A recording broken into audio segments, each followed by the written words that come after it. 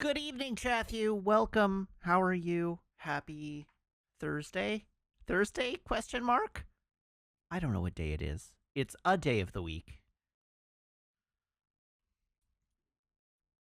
How are you?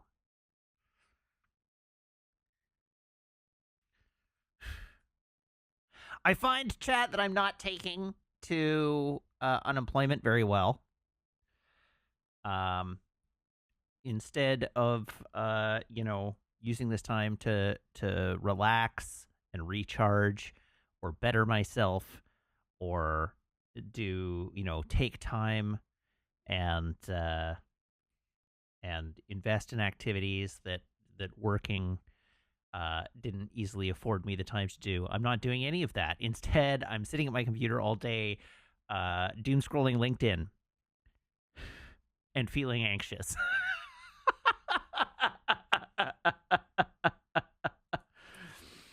um, have I made any progress on my model? No. Have I made any progress on my whole? Not really. Um,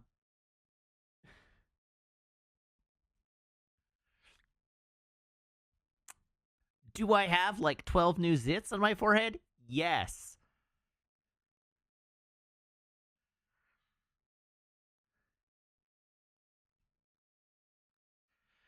Have I played any video games that aren't this? Technically, yes. I have played a tiny bit of Cyberpunk 2077.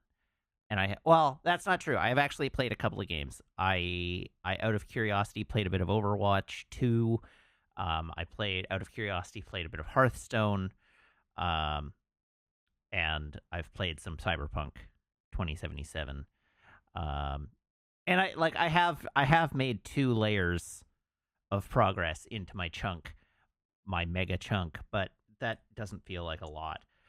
Um, so that's where I'm at. I did so in the interest of like trying not to stress myself into an early grave. I did book myself a therapeutic massage tomorrow. So we're defining which studios I'm applying at based on what games I'm playing out of curiosity, right? I mean, you can. I'll neither confirm nor deny at this time, but you can certainly try to make assumptions in that way.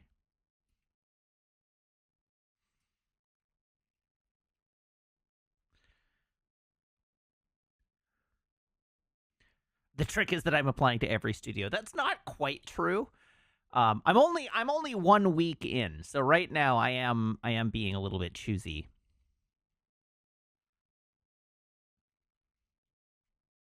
The fabled fourth employee of Team Cherry. What does Build a Rocket Boy even make? I keep hearing this name, but I haven't actually like looked at them, and I should. What did they make?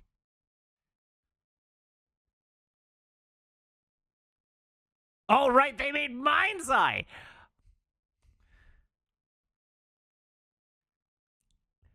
They made Mind's Eye. Right.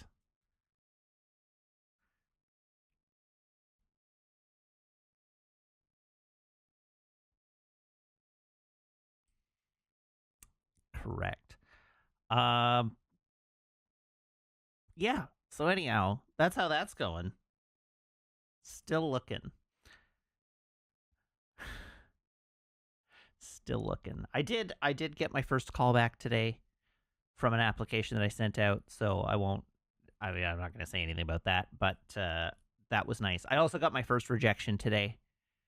Although the rejection I knew was going to get rejected because it was an application that I sent out. Um, and I messaged the recruiter because I had gone through some recruiting with that person previously this year. So I messaged the recruiter and was like, "Hey, I saw you're still hiring for a role here. I just want to let you know I've applied. If you want to reach out, that like if we could connect, that would be great." And then by the following day, that job posting was no longer up on their website. So I realized immediately that like, oh, I reminded them they needed to take that posting down. Uh, but today I got the formal rejection letter. So that was fine. I had days ago marked it. I have a tracking spreadsheet that I'm using to track all my leads. I had realized days ago that was not panning out, and so I had put it in the no column already. So didn't particularly hurt my feelings that I got rejected on that one. How was my Tuesday? It's funny. We've gotten so efficient with Desert Bus meetings that the Desert Bus meeting was like 35 minutes long, and I had to cancel my whole stream for it.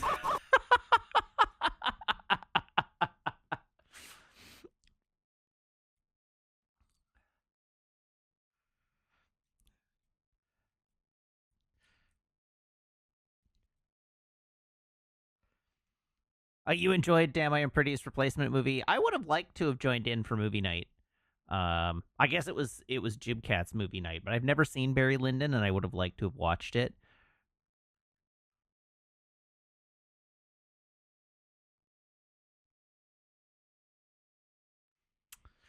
Yeah. Anyhow, I also today applied for a job outside of North America. This is the first job of this job hunt that I have applied for outside of North America. I have in the past applied outside of North America. I once applied for a job at Gorilla on their next Horizon game. I got rejected. Would it be remote or it would be on site?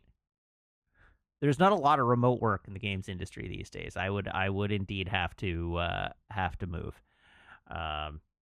But yeah, it is what it is. But anyhow, I applied for a role in England.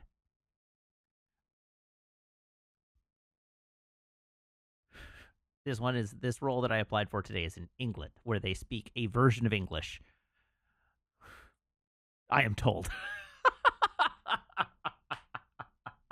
I have it on good authority that they speak a version of English in England.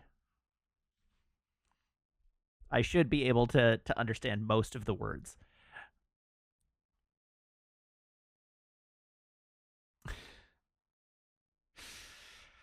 Oh dear.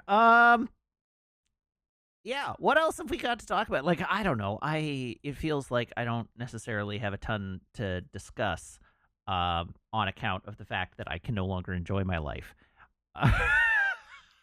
That I have been robbed of joy. Have I gone for a ride against Fondo? No, I have not. That has not been something I do. That has not been something I've done, I should say. Oh, what I did do was buy my advance tickets for Tron Eras. So I have tickets for that. I get to watch the Jared Leto show October 10th. Looking forward to it. Yes, I'm looking forward to seeing him more ball over that guy. Wouldn't want to miss it because it sells out. I know that Tron Ares is in trouble. I can tell you with some degree of confidence that Tron Ares is in trouble. It is not going to do very well. And the reason is that there are still tickets available at the theater that always sells out in minutes. We have a theater in Burnaby where the theaters are just small. It's a VIP theater and it's in a apartment complex. It's a very high density populated area. And if you don't get like tickets the day they go live, they always sell out immediately. And there are still seats available at that theater. The theater that I bought tickets for, Meg and I were the third and fourth ticket in the entire auditorium for a 7 p.m. show on opening night. So Tron Ares is not going to be a box office smash.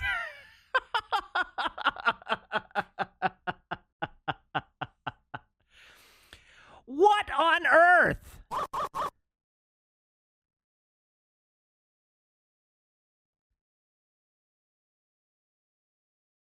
How in the world? Thank you, P. Johnston. This is gonna be a while. Holy moly. I don't even know if Twitch chat will let me scroll up to the top of the list. All right. P. Johnston, thank you very much for gifting 100 subs for some reason. Thank you. Congratulations too. And I'm going to read down the list here. Pazzy160, Echoes of the Tide, Kitsune Shuko, Train Pants, Ark of the Conclave, Snowbuddy18, Derpditter77, Lamina5432, President Scroob, Sean Mr. Wick, Augerbow, Nix Lux, Dread Pirate Wesley, Nike Exchange Veli, Brightstorm Rising, Clean Pesser, Mim Pierce 721, Crash Zixis, Geldaran, Red Raptor, Dill Page, Darth Litigious, K Definition, Sojourner 1204, Kajart, don't Kajart yourself, Onyx Oblivion, Eric, Infinity Vanity, the Spectral Bear, Hewlin, Bisaflow, Ozzy Osrin, Sax Q, Orxalon, Wheeler Salem, Token Mickus, Zombie in a Moose Suit, Little Lions, Chronicler C, K-Word Jinx, Dark Samus 22. 22? I hope there's not 22 of them. Autonomous Turtle, Naz T-Man, Blood and Bullets, Shenderaz, Geister Carl, The Road Zero, Goodfbo, Camthelian, Madwolf 1290, Darkowin 18, Soul Garu, Slim Boik, Thukitides, Zed Regulus, Angel Zero, Zyme 86, Ringabells, Mir 09, Atlas 2029, Major Frostbite, Single Infinities, No One of Consequence, Mr. Verbal, TZBG, Tar Veldig, Summer Lithy, Mearness, Lying in Bedmon, Poppin' Mamph, Gravity Cafe Stocks, Brozard, Vrolic Syndrome, and Onama 5e, Kevimtal 85, Moulson, Tanuki John, No Tom to Lose, Aiden 33 underscore, DD Hang, Finan, Grayson 76, Valdenzar 20, Wardsar the Writer, Terrible Plan, Amboss 2, Rose Mizuki, Curiosity, Krektogar, Garface Magar, Red Peleus, This Guy Arcris, Carnard. Oh, I'm ahead of the Borks now. Spluga, Sadie 7, Augury 38, 02, T. Stodden, Blaster 03, and DJ 07. Thank you, P. Johnston. I don't even want to know how many squats this is going to be.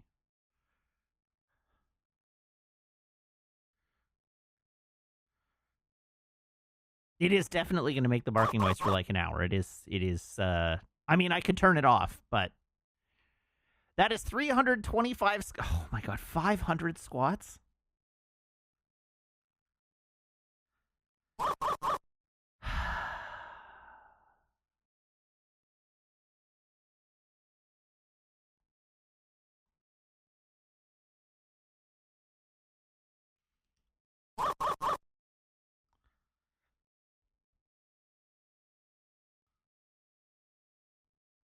That's so many.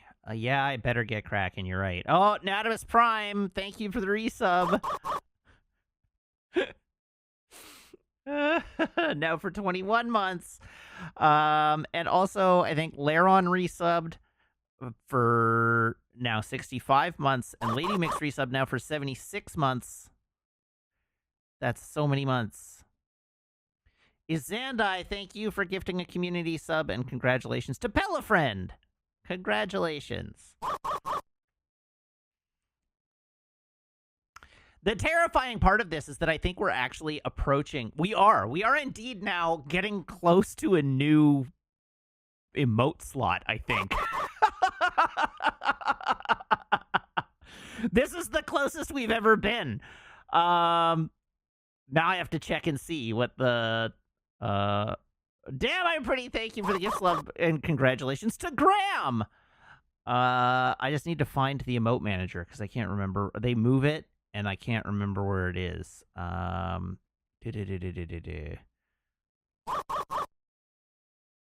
Community? That's Hype Train. Content, community, analytics, bits and cheering, other revenue. No, I have viewer rewards, emotes. There we go. How do I know at what tier I get another? Standard emotes. I should just go to the page to learn more. That's emote attribution.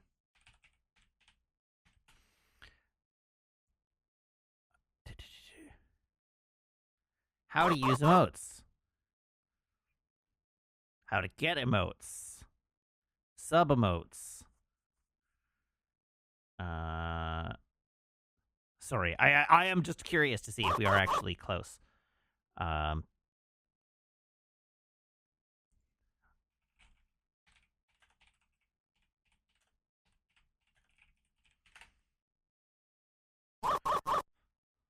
Emote slots. That's the article I should have gone for. I have 20.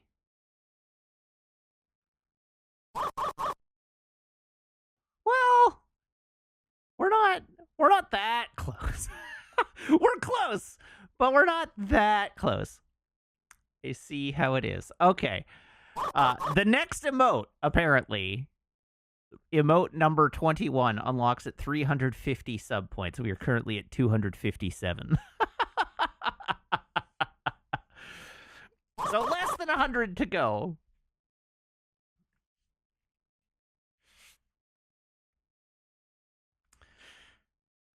I agree. It feels like a rude jump. The reason that it's like it's not a rude jump, it's just I have hit 300 in the past. So that's why I have 20. So we have to go better than 300 in order to get to 21.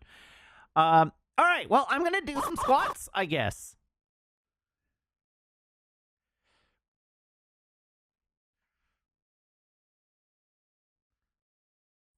And yes, chat, if you hit the threshold, you unlock the emote slot permanently, even if you drop down below the threshold afterwards. It's just an unlock. It's not you have to be above this line to ride. Okay, let's do some squats. I will do a number of squats. Ooh, this is framey.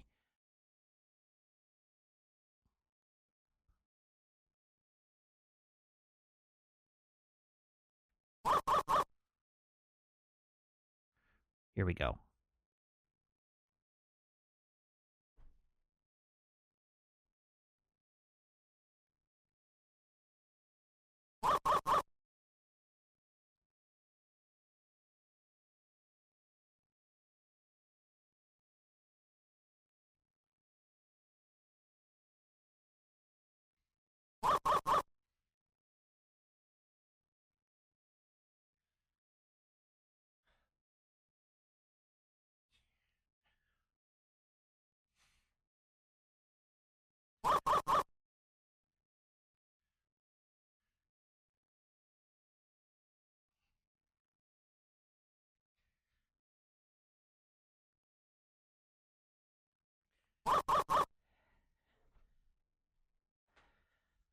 There we go. That's 20.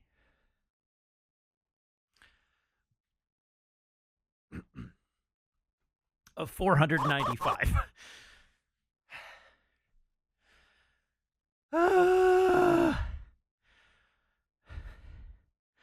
My poor legs. My legs will be amazing.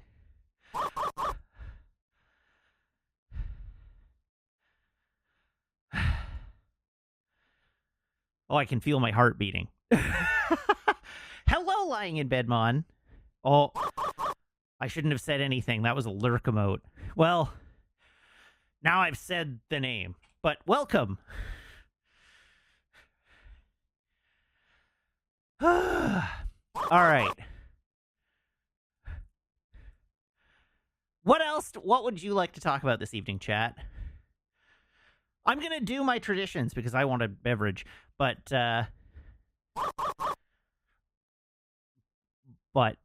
we can still chat.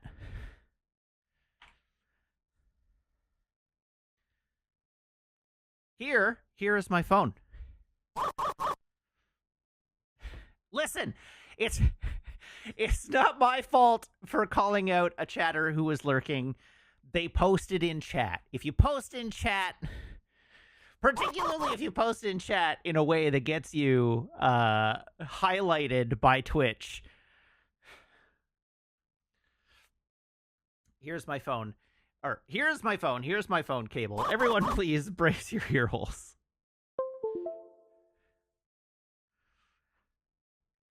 That's right. It's not my fault. It's Twitch's fault.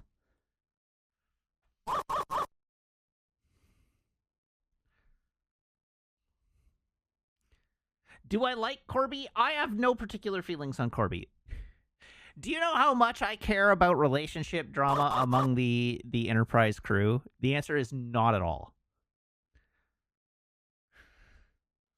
Corby's barely a character. I do not know his history. I assume he dies.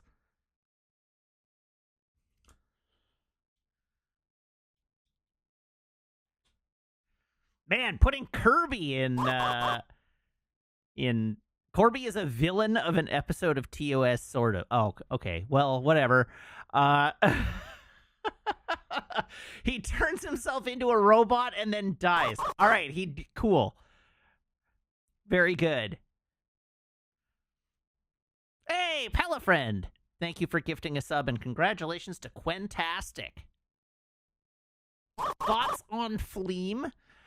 Fleam looks like a pretty good card.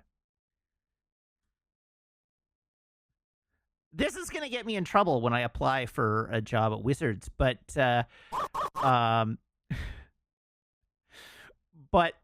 Fleam is way more interesting. Like, as a card, Fleam is way more appealing to me than Green Goblin. I am genuinely not that interested in the Spider-Man paint job. Fleam is adorable and fun. Green Goblin is boring. And Melania, I'm in the same... Okay, I am definitely in the same boat. I wish Spock would just get married to T'Pring and do away with all the other love interests. Mostly because I feel like Spock is straightforwardly in a, Ross Geller situation right now. Where, he and T'Pring have taken a break, and now he's, dating everybody. And she's going to come back, and she's going to be, well, not mad, because she's a Vulcan, but she's going to be Vulcan about it, and emotionally distant about it, and he's going to be sad. And then there's going to be some argument, and it's going to end up with Spock shouting, "We were on a break!" in the finale.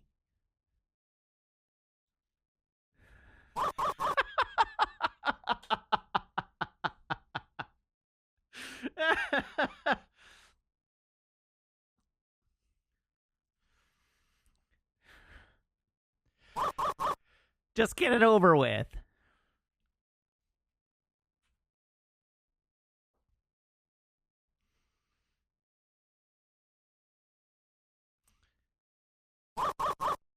Oh, I very briefly thought we had arrived in a moment of peace, with the Borky thing not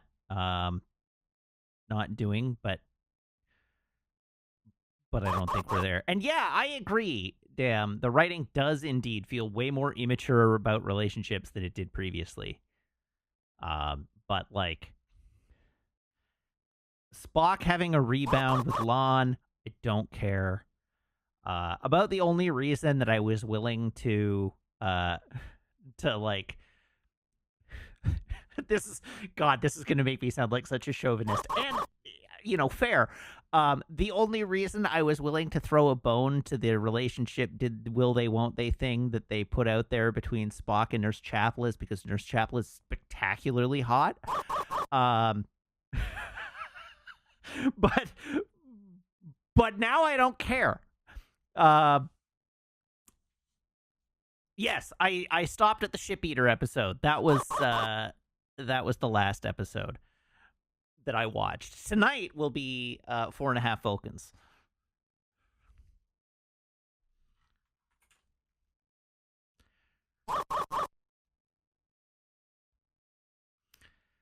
But I'm in spoiler mode here. But my I do have a complaint about Pike. about Pike and Mbenga. Was an episode that I had a bit of a problem with. On on the zombie planet, on the grounds that Mbenga straight up confessed to a politically motivated assassination in Pike's presence, and Pike was just like, well, water under the bridge, man. This mission's off the record. I'll just say you made the story up, if anybody asks. Like, my dude, he admitted to murder. And not like defensible murder. He confessed to actual factual murder.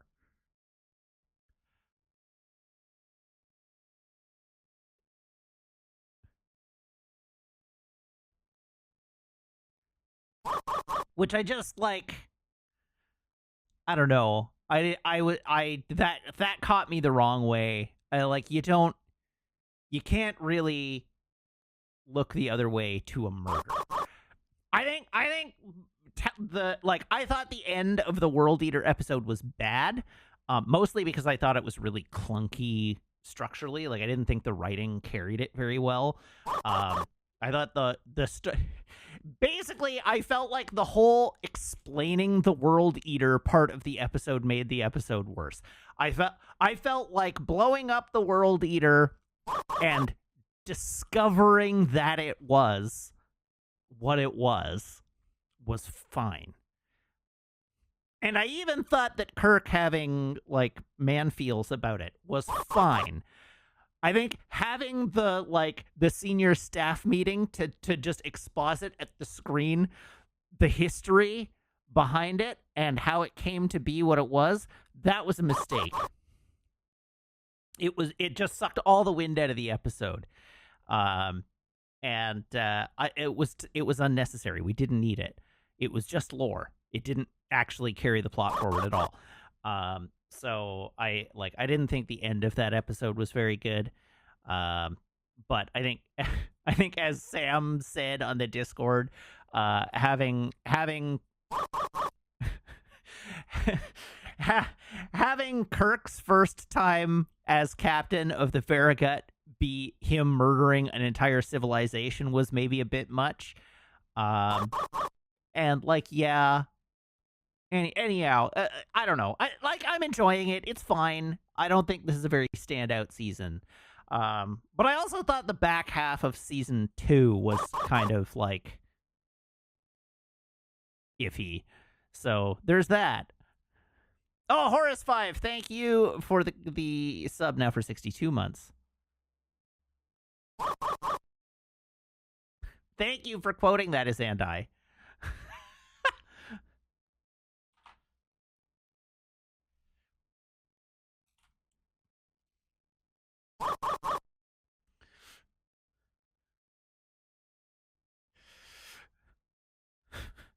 Oh no, 1917 quotes. I think we're nearing the end of this quote book.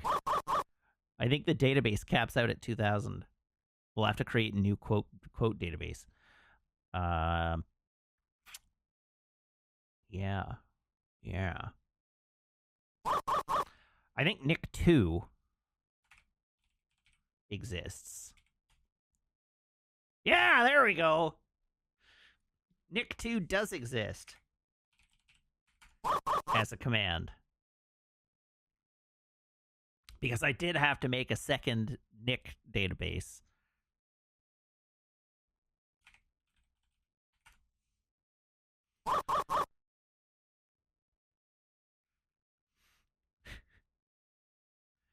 Good grief. The Borks are still going.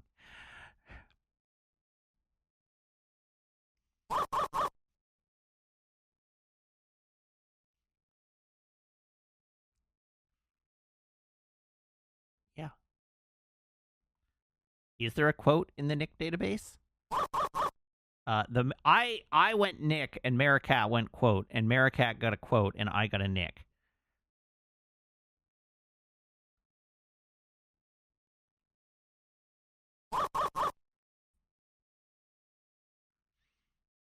You did indeed get confused. All right.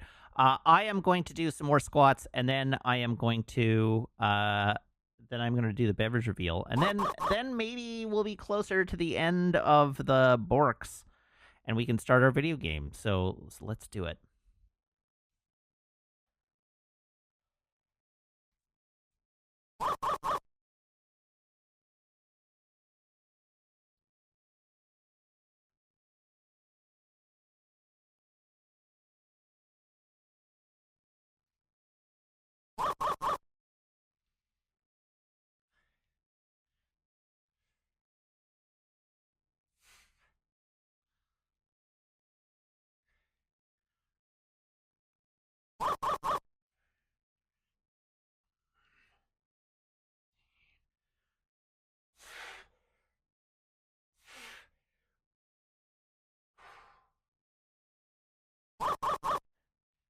There we go. 20 more.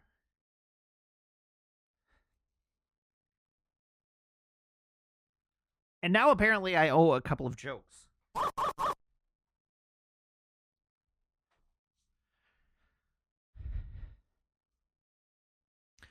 So let's find some jokes.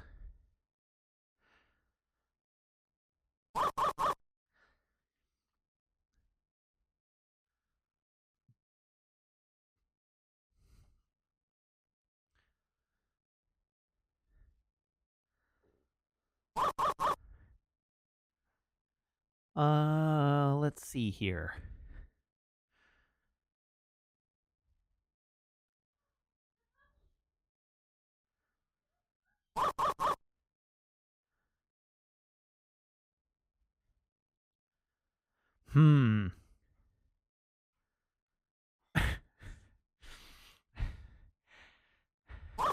You know, I used to have a theremin, but then I got rid of it because I never touched the thing.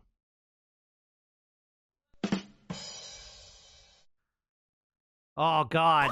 Cyanide. Thank you, Cyanide, for the gift subs. 20 gift subs. Squat. Do you have a... Squat. Your head is...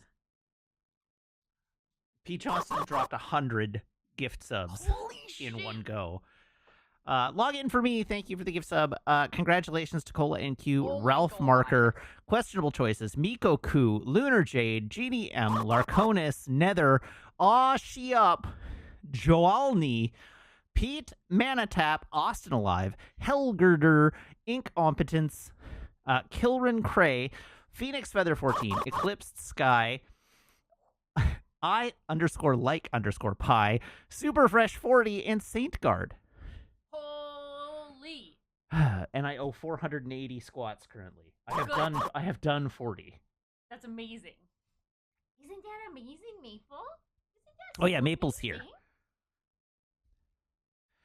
Goldhar, thank you for the gift subs. Congratulations to Arkham Archivist, Industrial Rocket Scientist, Tears Red Right Hand, Know Your Onions 1, and Defay. How can I scratch your butt when your butt moves?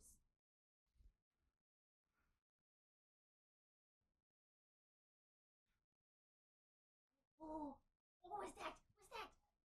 Maple's here. What's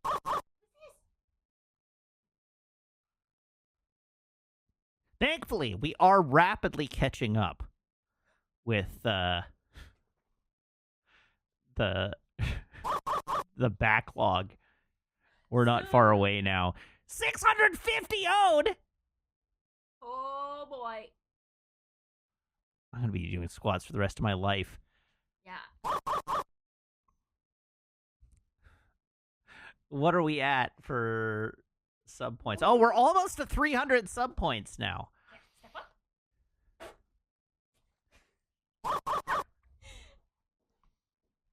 up. Let's see what other jokes I can find, because I owe at least 2.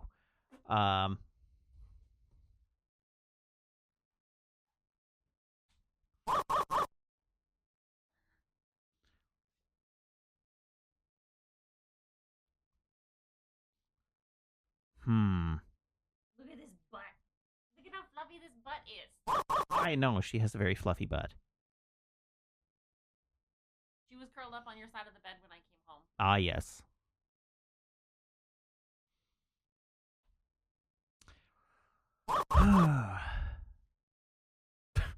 What fruit does Rocky like to eat after a fight? I don't know, Matt. A durian!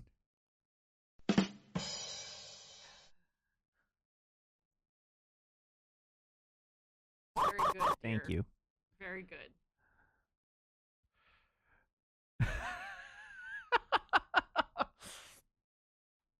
That was a long walk. Thank you. And my delivery was terrible, but, you know, it is what it is. It's been a while since I've watched Rocky. Adrian, a durian. That's where I was going. Yeah. Now Maple's on the floor. She's now waiting for me to take my chicken pot pie out of the microwave and eat it. So that she can mooch your chicken pot pie. She can aggressively lick the air by my chicken pot pie. Yeah. Yeah. All right. Garcon, can I have a drum roll, please? What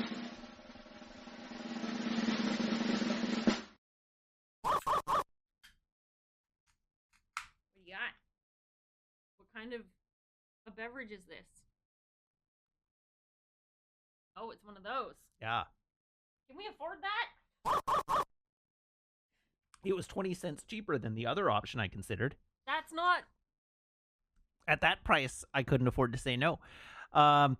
We have a serious case of girl math over here. Do we? Yes. Yes, we do. I'm allowed to still drink the occasional beer. Have you considered hard liquor? I'm...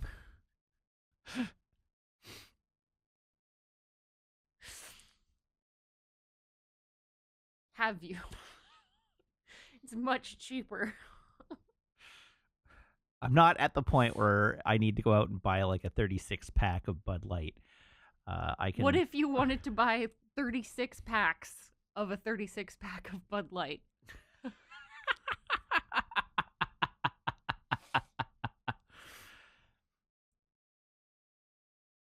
bet you'd get ID'd. Do y'all hear that sound, chat?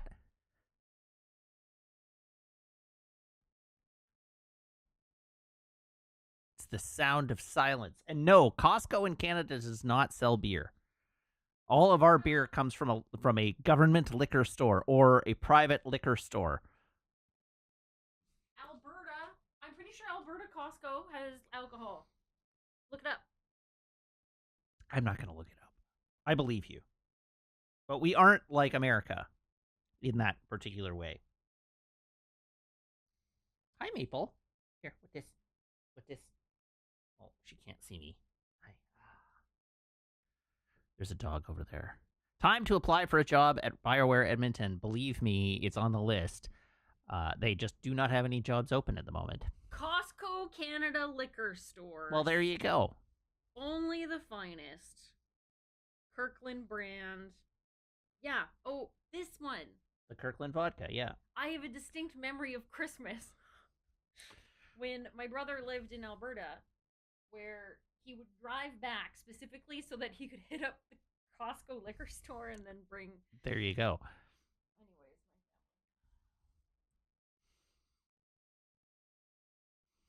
It depends greatly on the state where in America you can buy liquor. I know.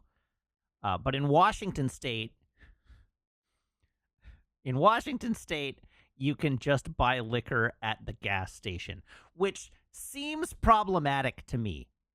that should be illegal. Like, I don't know. Maybe this is puritanical of me, but I feel like making liquor available to purchase at the gas station.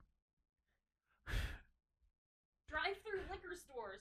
And yeah, drive-through liquor stores. That seems like, maybe not the best combination of ideas. Those are not two great tastes that taste great together.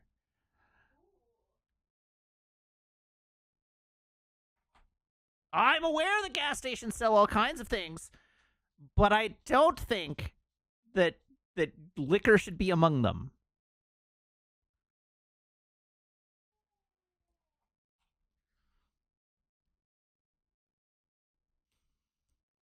Okay, people are going to be stupid anyways, but you don't have to make it easier.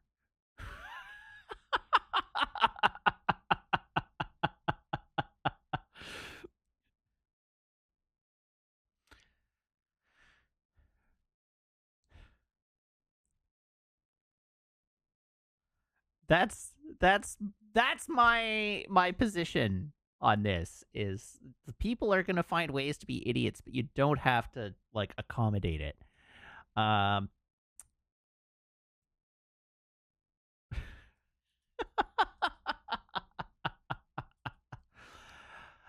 right. Well, it's after 7:00. I've got my beverage open. And okay, I want to perma allow the word come.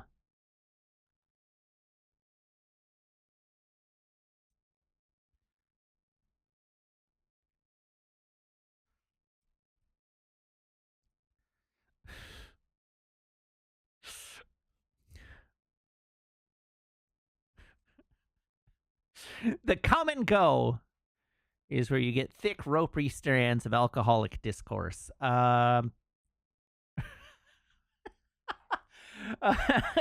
right, let's after that, let's move on.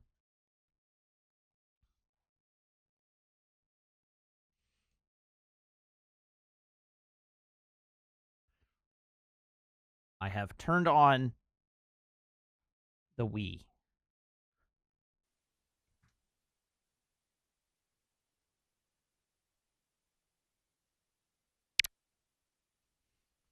Oh, how was my PUBG murder?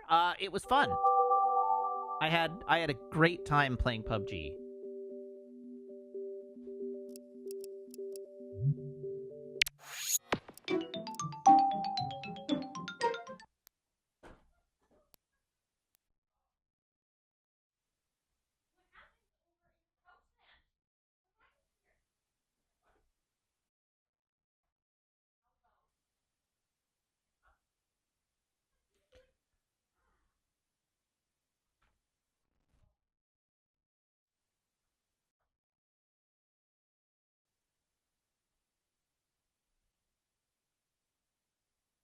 There we go. Okay, it figured itself out.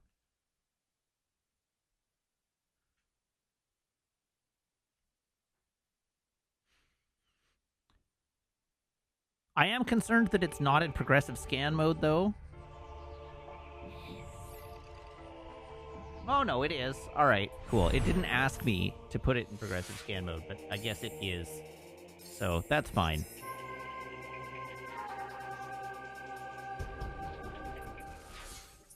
So the question is, to make Damn I Am Pretty's day, can we beat the game tonight?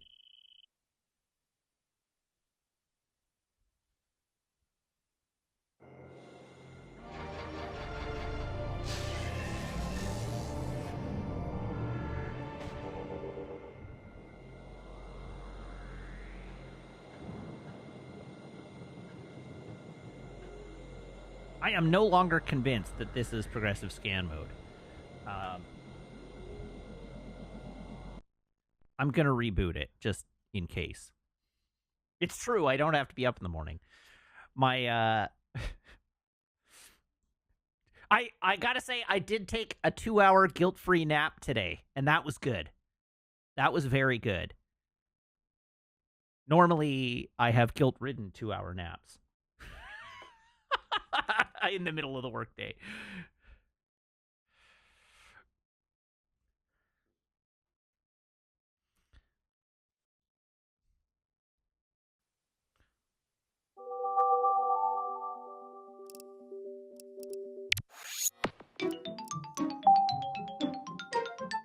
I hate this friggin' thing.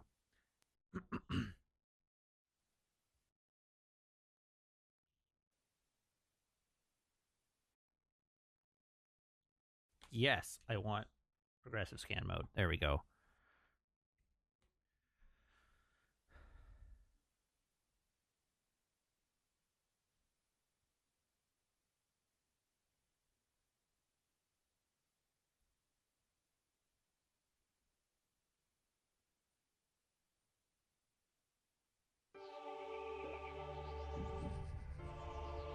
Oh. So I've discussed in the past, Rain Coast Bear, congratulations. And thank you to our anonymous gifter. I've talked in the past about the fact that I participate in a game production networking community for producers of video games, and somebody was talking today about. Sorry, I'm going to turn the game volume down for a minute. Somebody was talking today about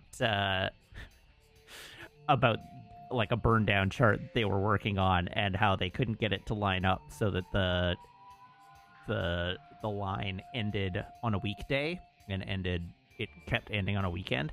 And they made a comment. It's like, I imagine if you did it by the hour, you could trend it towards the literal end of the day. But I imagine at that point, but I imagine the point it's trending to is usually towards the bottom end.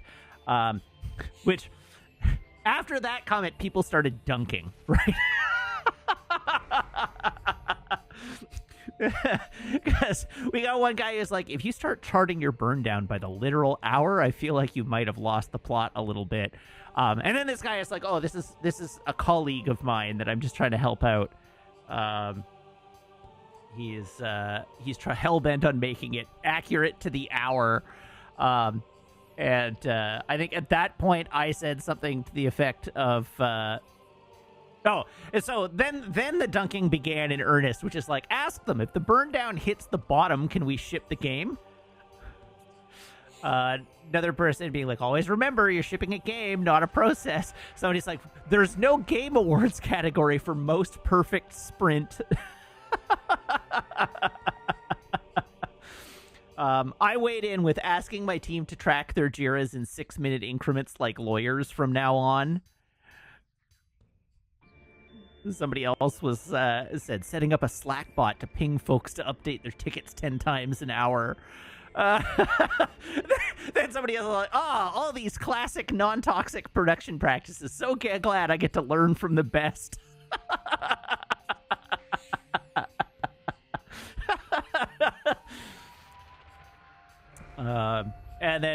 And then finally, the conversation finally wrapped up with the tag team of a colleague producer would walk around the floor with a bowl of candy saying, candy for a JIRA update, which I responded to with, that's better than my approach of walking the floor with a bat and looking terrifying. And then in brackets, for legal reasons, this is a joke.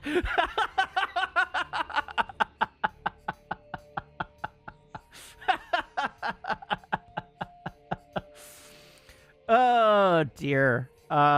So, to answer the question in chat that was like, what is a burn down chart? A burn down chart is exactly what it sounds like. You've got a backlog of work items that have been estimated to take a certain amount of time. Time is not a certain amount of effort to complete. And your burn down chart is just a downward sloping graph that tells you your rate of completion of those work items over a time period. So if I have 10 work items and I have 10 days, then in order to complete my burn down, I need to finish one work item a day on average in order to hit my timeline. And so it's a metric that tells you if you're running behind, basically, because if you are not burning down the number of tickets you need to be burning down each day in order to make your timeline, then you know that you aren't going to make your timeline.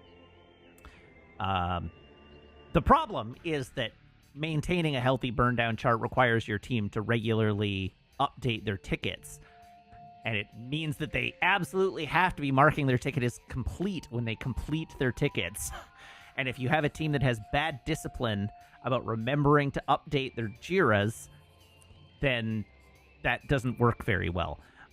The real problem, and okay, so now we're just getting into project management talk.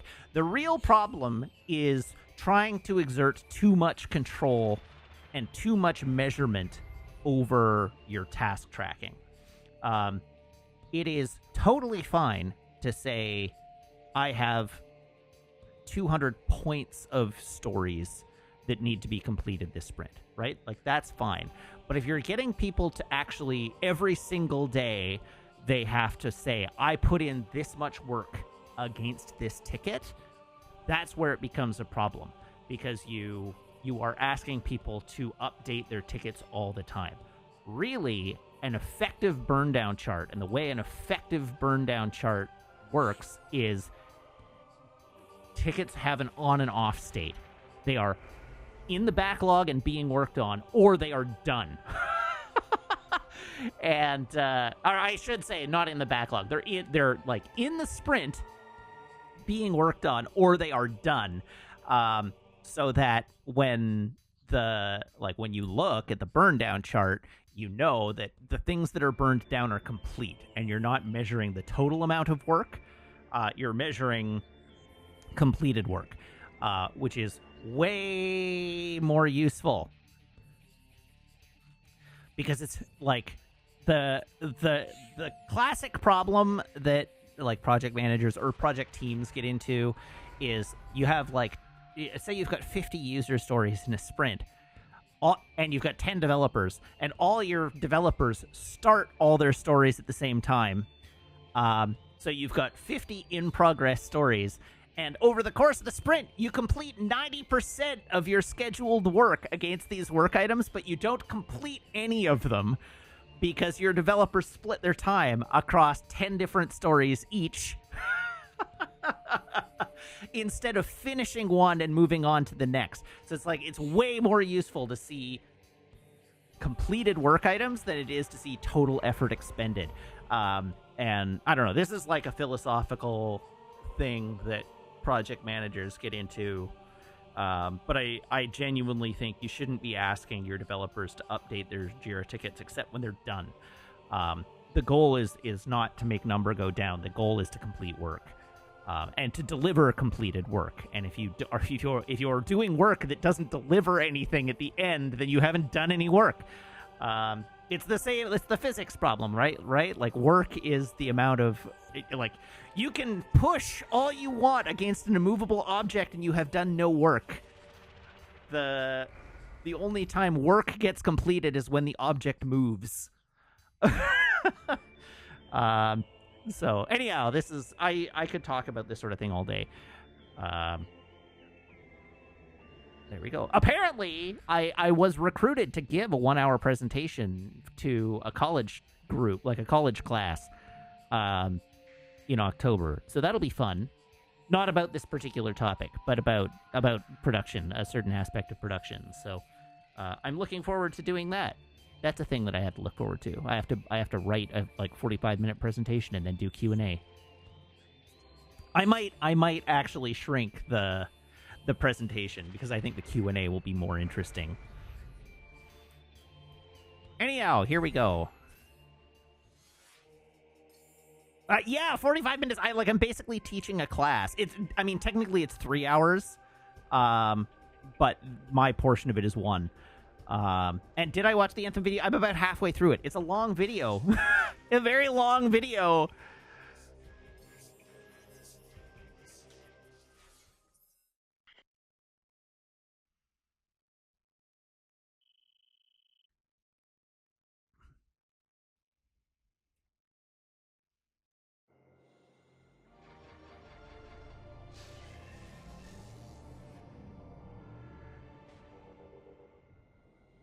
right, it looks like I was, in fact, on...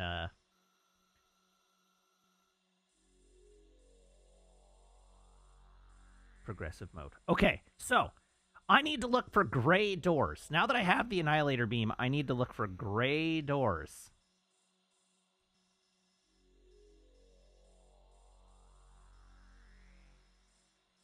I've used that one already. Look downstairs. Any gray doors downstairs? No. Okay. Dark world. Gray doors in the dark world.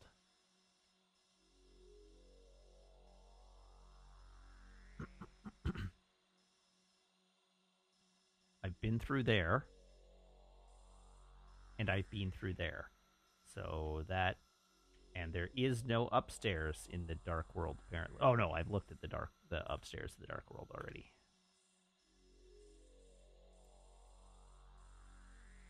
Okay, to the world map!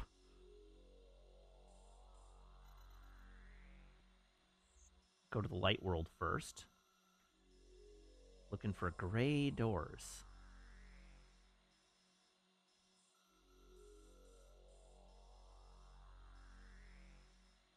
And dark world, gray doors.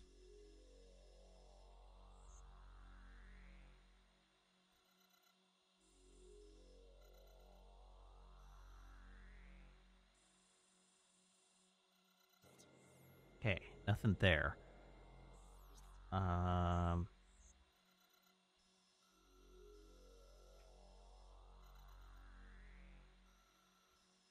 do know there's this area. So we should go look at this area. But I actually don't see any more gray doors here either. Are there any gray doors in the dark worlds? No. And then Aegon Wastes, gray doors. Looking for gray doors.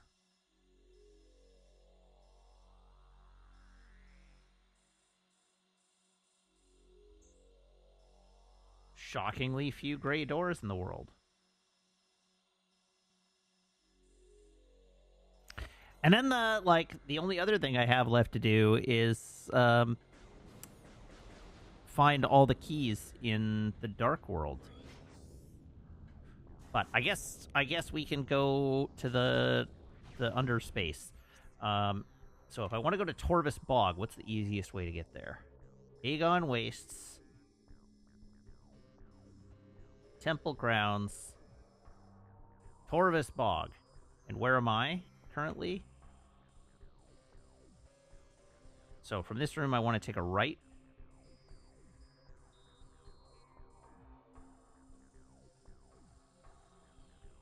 Yeah.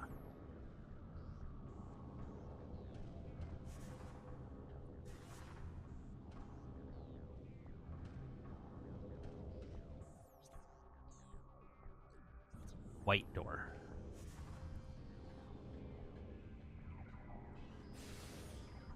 Oh, and I can turn the volume of the game back up.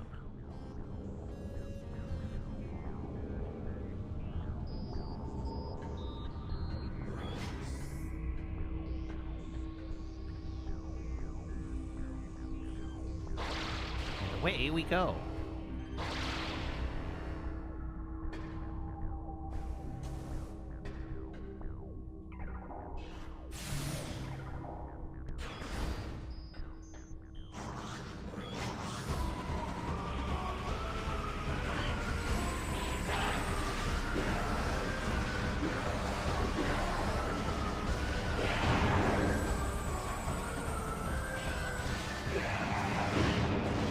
Oh, yes, Sam, I did see the part of the video where he talked about hybrid work and how when one person is remote, you develop an explicit procedure to manage them, and when a whole team is remote, you develop an explicit procedure to manage them, but when anybody could be remote, it causes chaos, and I generally agree with that.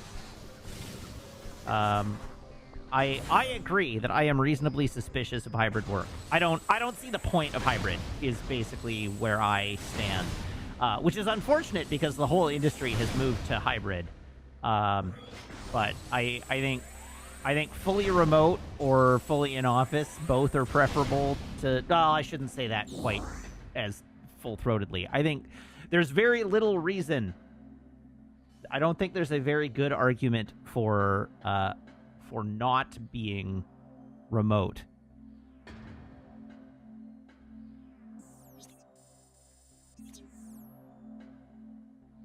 Hi. But sometimes it's nice to go into the office. I think having the office available so that you can go into it if you want is totally fine. I just don't think that the expectation that people should be in the office 2 days a week matters. Yeah.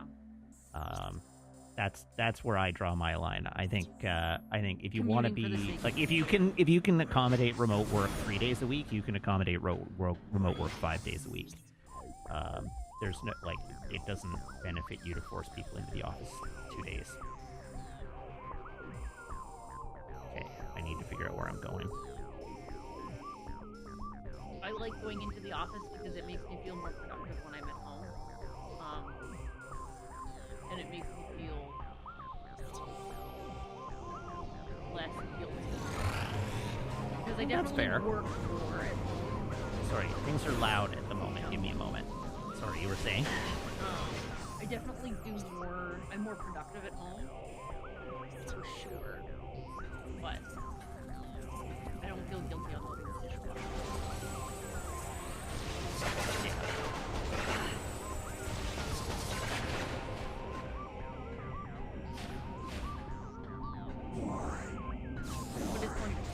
I know. Anyhow, I think my point stands that if you can accommodate somebody working remote 3 days a week, then you can accommodate them working remote permanently. It doesn't matter. I think the only way to make hybrid work is if you mandate that everybody is in office the same days. And at that point, you've eliminated the flexible working that remote is a little bit for the first place. So it's like, if you can accommodate remote, you should just go remote. Provide an office space if people want to use it, but don't require it. Which puts me at odds with most of the industry.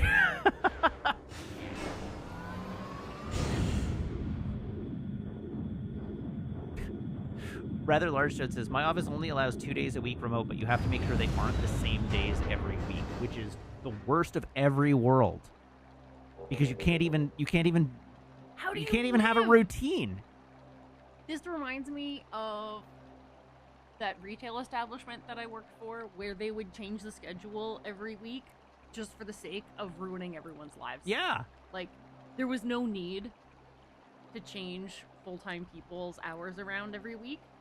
Like, you could have just given people a schedule so they could plan their lives and, like, sign up for an evening class or something. Yeah. But no. Can't have nice things. Can't have nice things. That's stupid. That's very stupid. That's just, I agree. To the sword.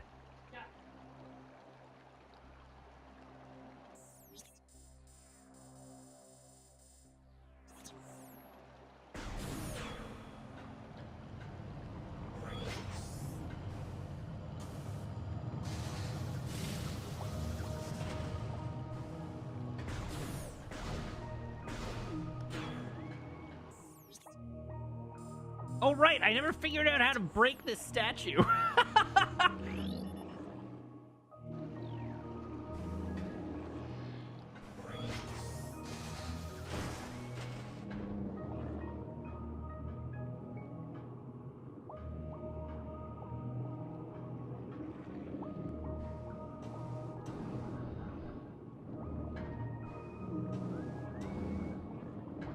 Do I have to break it from the other side?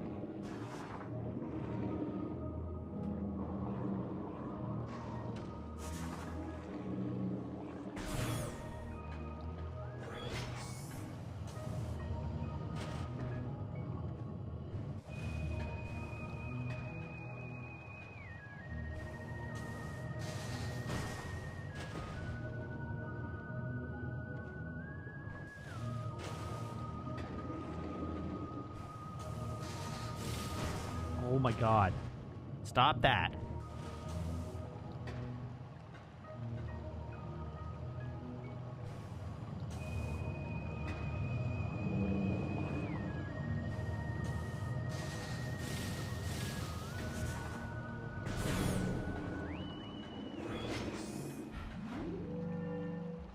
Well, this is annoying, because now I'm going to have to take the long way around.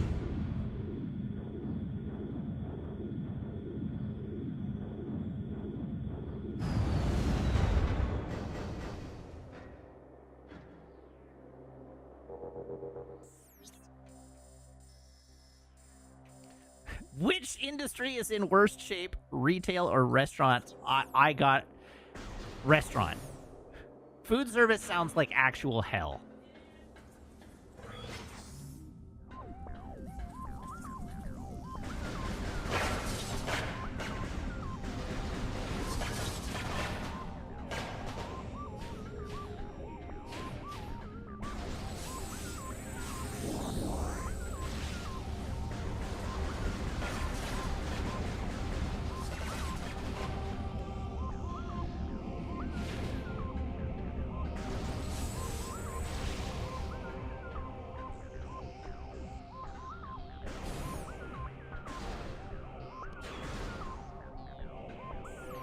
Okay, how do I get out of here now?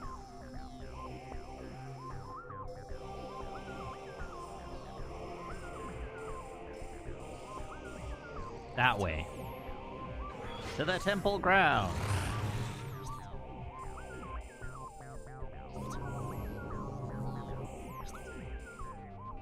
From the...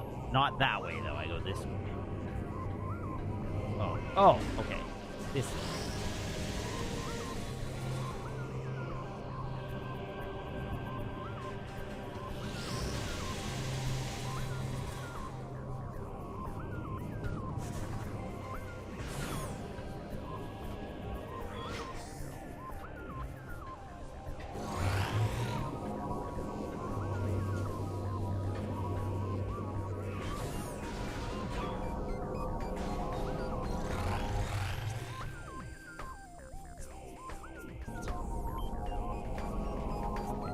Down and take a right.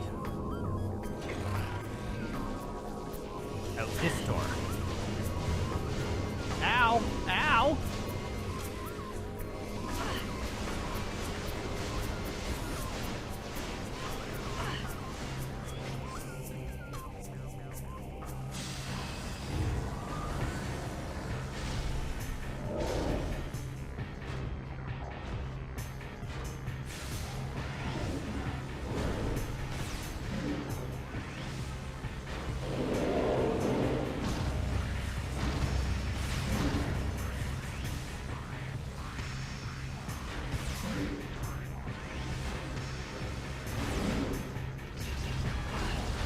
Wait, hold on.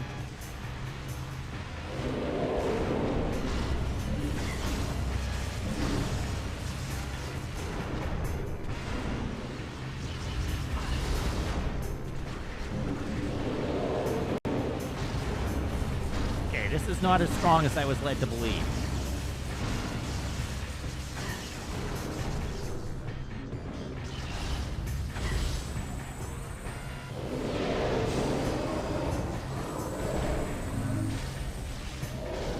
Oh, another one! Come on!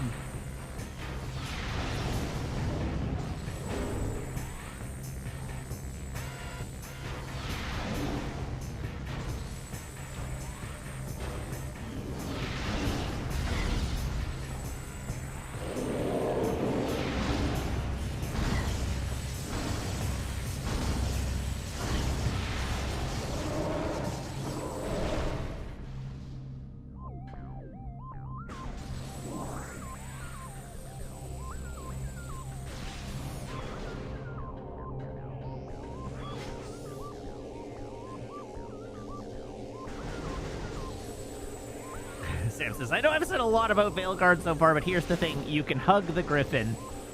That sounds like Game of the Year to me.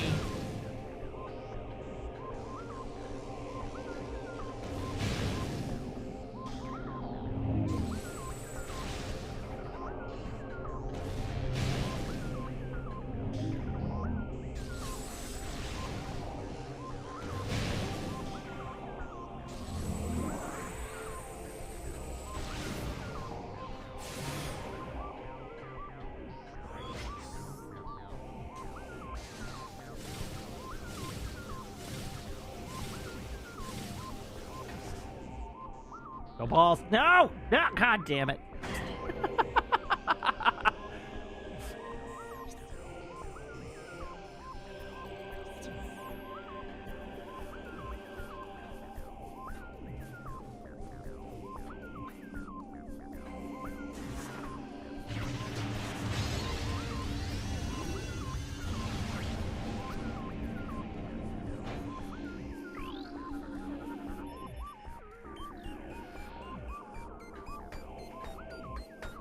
Power restored to kinetic orb cannon.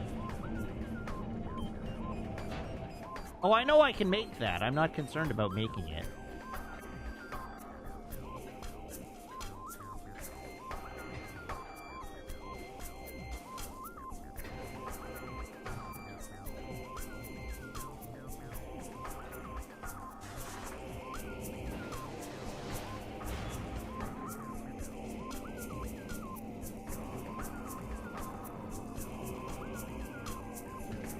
Wall balls.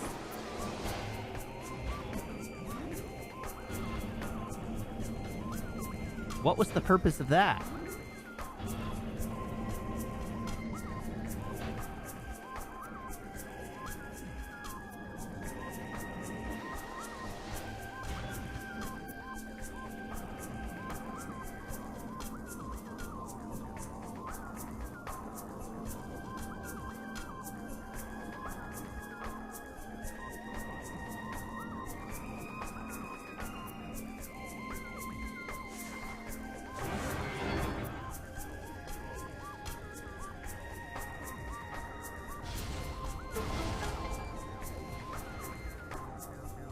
Oh.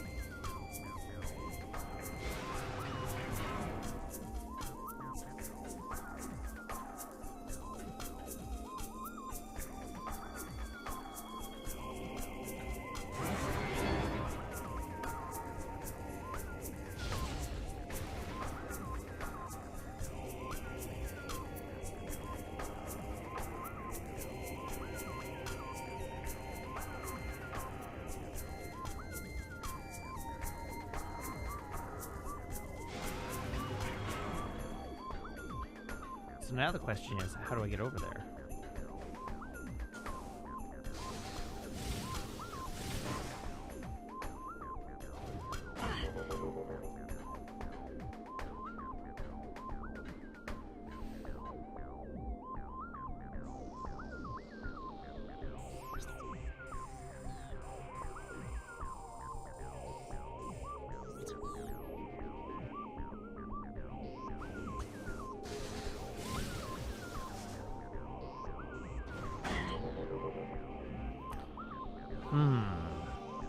How do I get over there?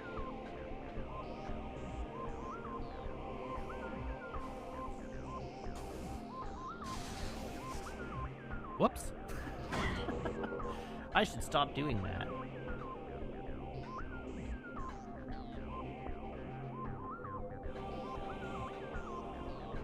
I see that thing.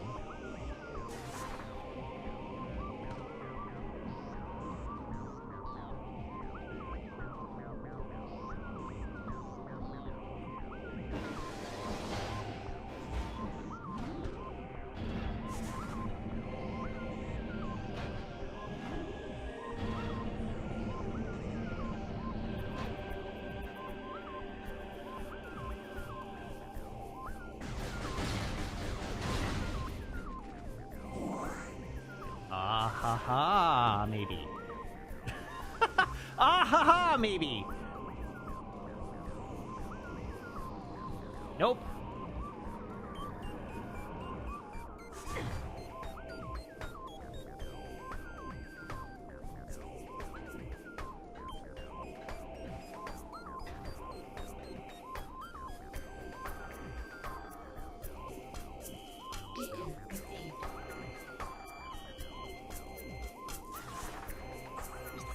Okay, new mission data available. Where do you want me to go? You want me to go to the Great Temple. Ah, that makes sense, because then it'll give me my objective for whatever. Well, you can wait.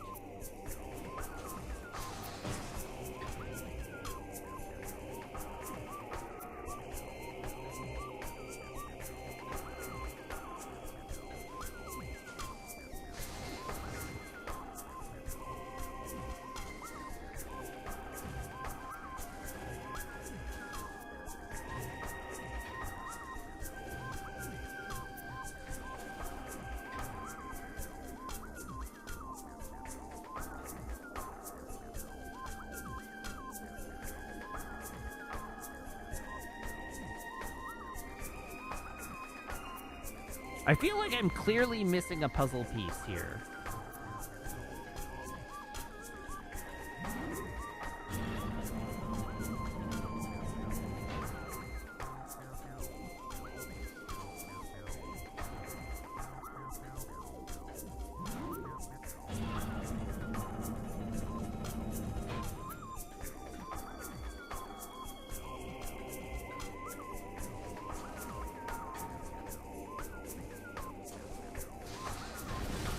Oh no!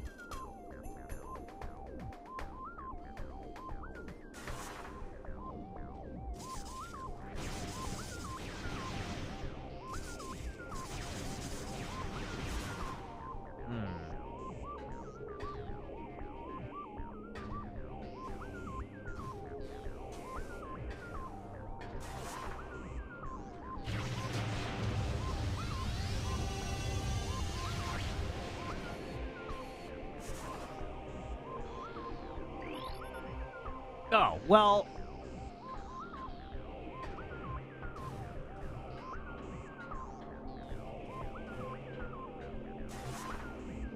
It gave me the boop boop boop sound, and so I thought I had successfully completed what I needed to complete.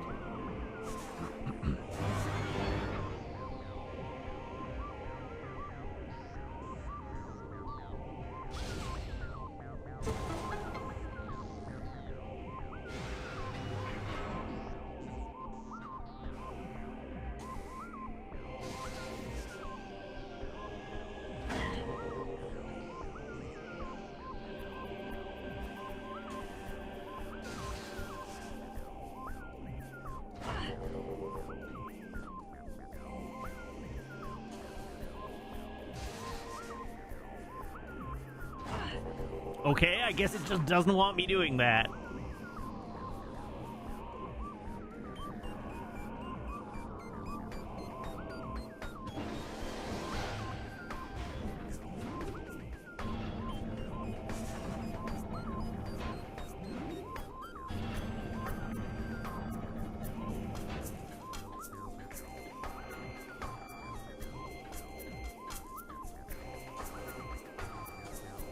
Oh, lore! What few remained gathered in the great temple. There all but Yu Moss, the last sentinel of ether, entered into life-preserving stasis. There they would remain to be released once the Ing were destroyed, or to sleep forever. His people safe, Yu Moss prepared for the last terrible assault. In the silence of the great temple, he prayed for salvation, for deliverance from the terror of the Ing.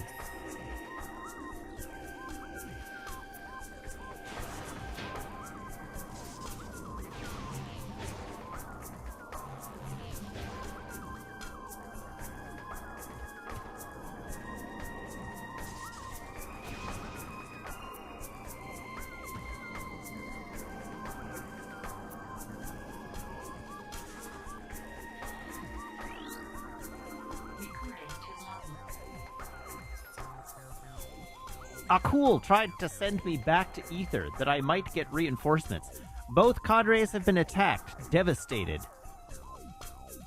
The Ing followed me. They came wearing the skin of beasts. I gave them a good fight, yet I have failed. May I redeem my honor in the next life. Here at the fortress entrance, I breathe my last.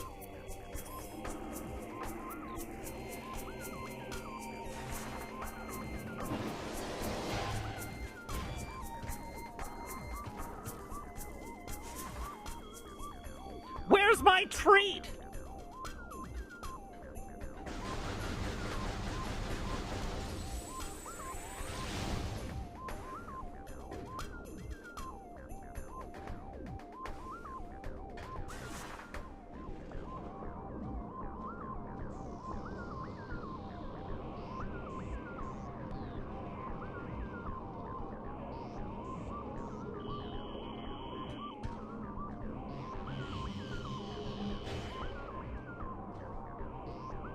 I'm no Silk Song. It's because I'm playing a good game.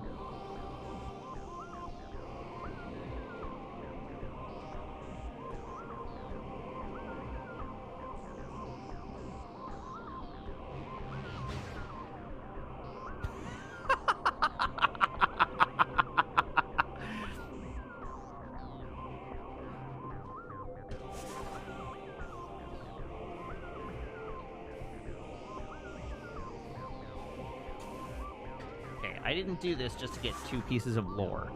There must be...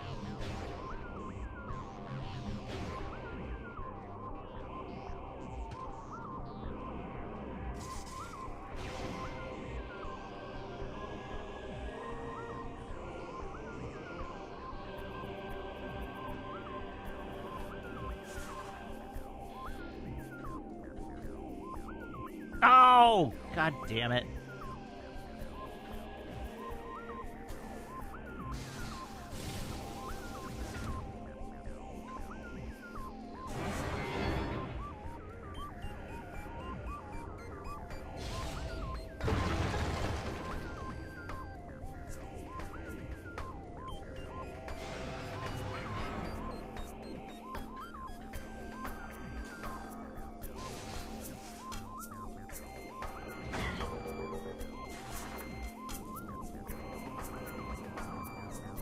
There must be an invisible wall there. Okay, that wasn't how I meant to do that.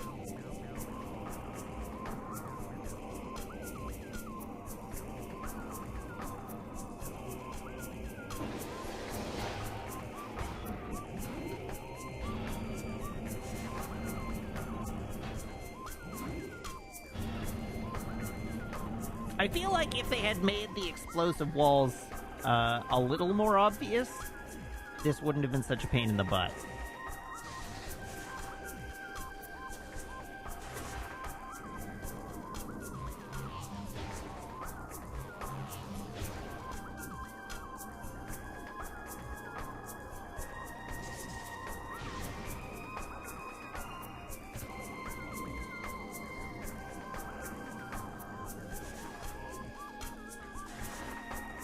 All right, let's go get my bomb.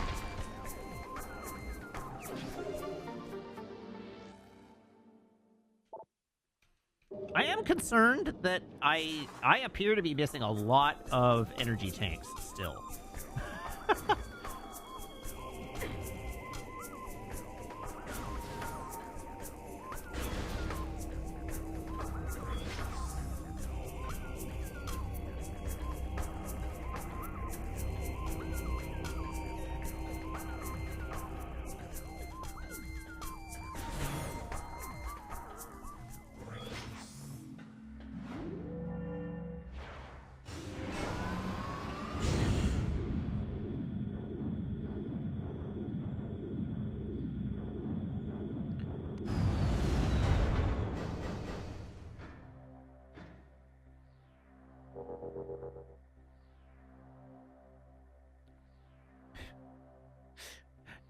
James has described, I'm watching some Borderlands 4 today, and holy moly, is that a whole lot. So many things and colors on screen at the same time, constantly moving, and it's so loud.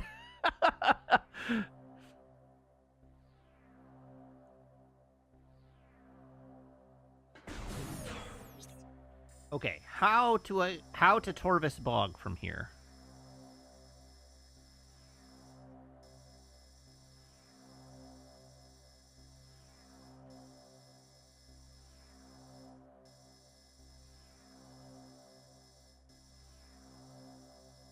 Okay, just continually go right. Not today, Satan.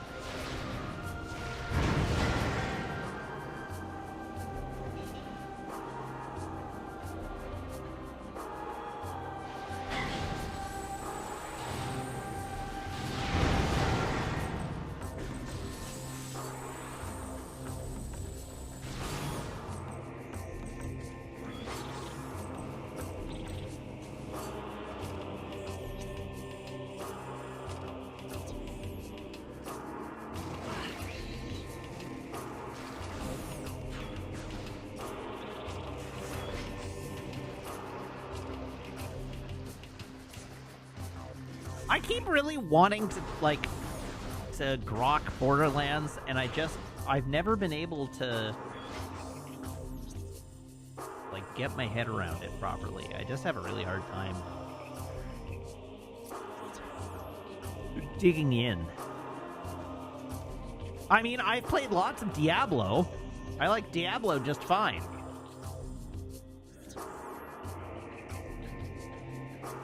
I especially enjoy the really great Diablo games, Diablo 3 and Diablo 4.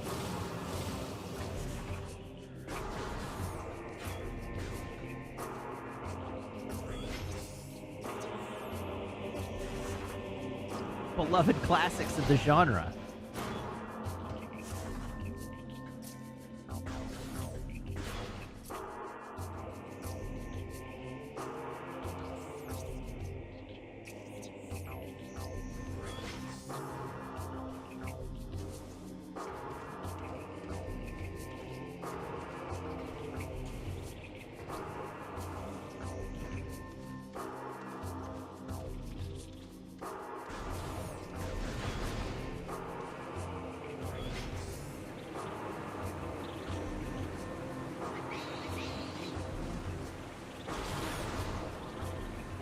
I don't know, like, the Borderlands humor is kind of neither here nor there for me. I don't find the shooting very good.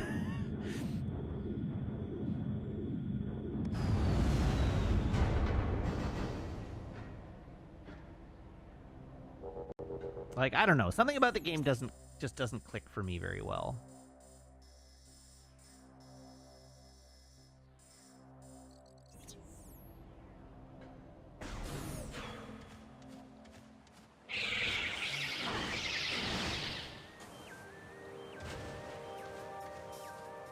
Primate Hall? What do you need to do?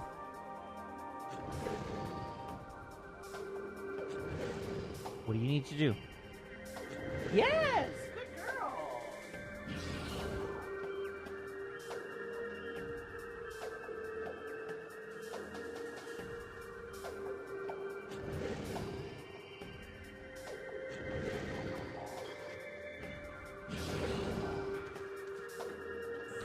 Okay, to Torvis Bog.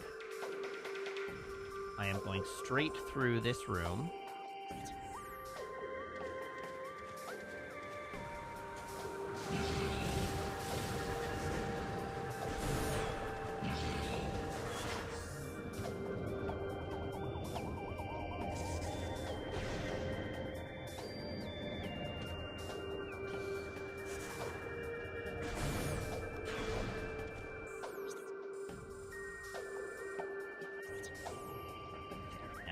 Here. God damn it.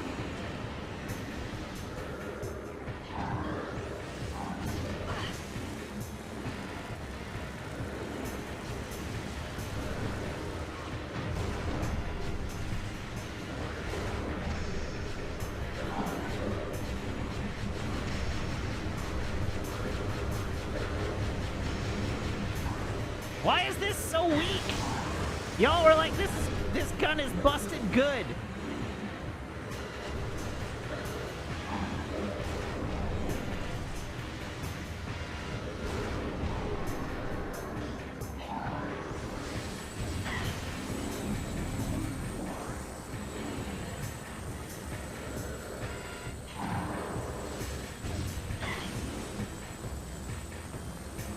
Where is it?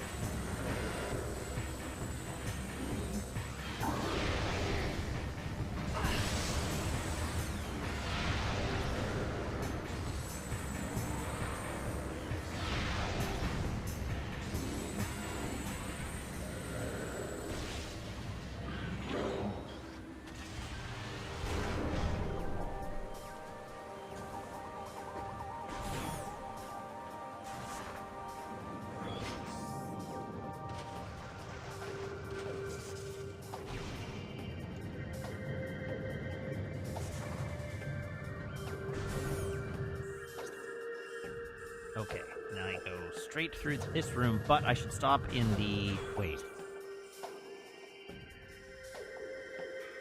Straight through. I need to heal. Holy crap.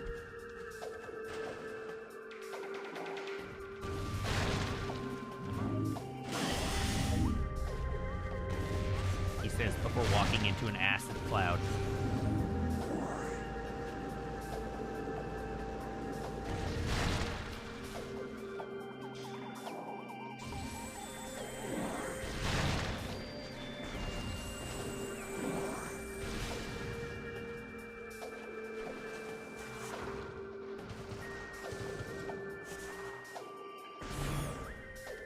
Oh, I guess that makes sense. If I kill those things with Annihilator Beam, I get both ammo drops. That scans.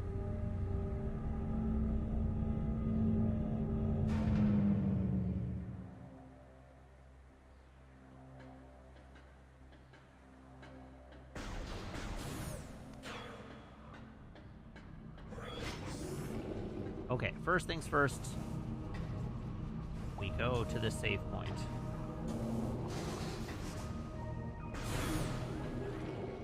Hooray!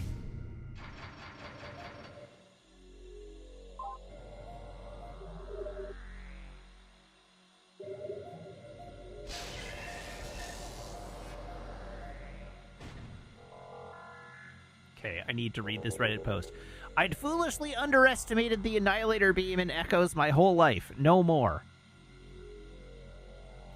So I've been replaying Echoes to ring in the new year. Posted the other day about a couple holistic details I really liked.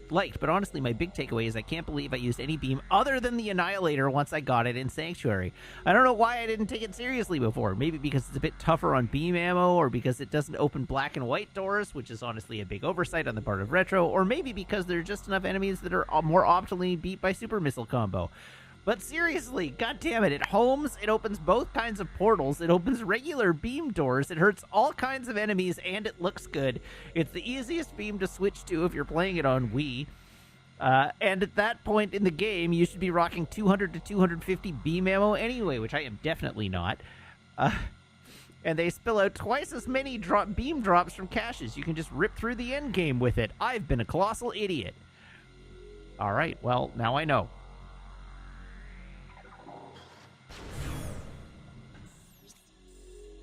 Okay, so black door is fine. I did save, right? Oh, I did. I can see my health. Well, now I'm going to save again just for good measure.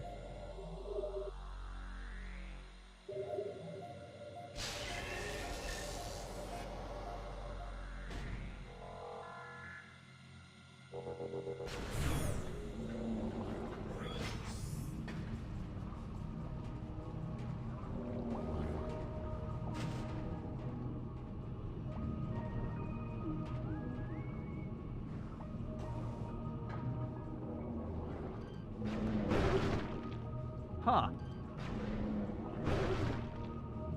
Well, it sure kills the hell out of those things.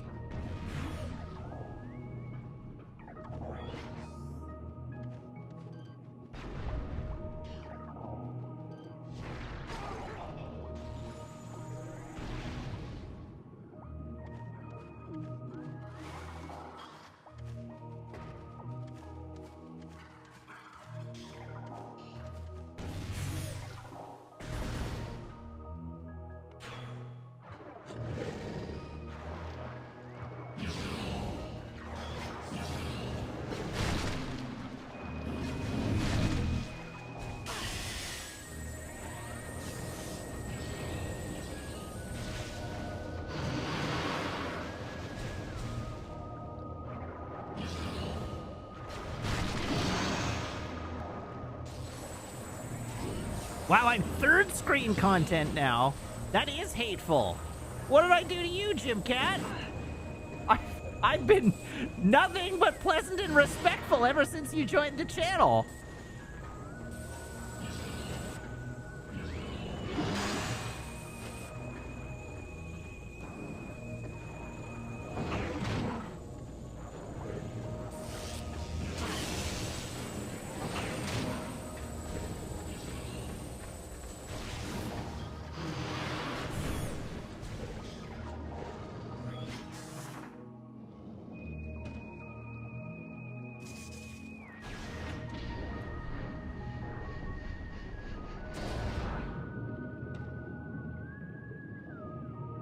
Okay.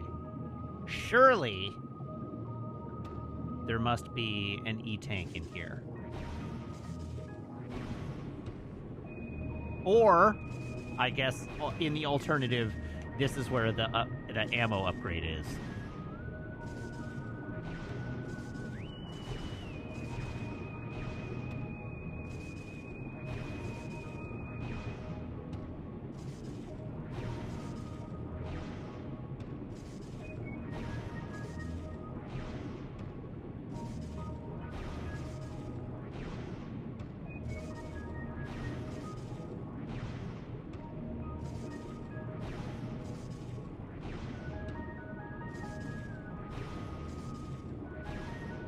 Oh, okay.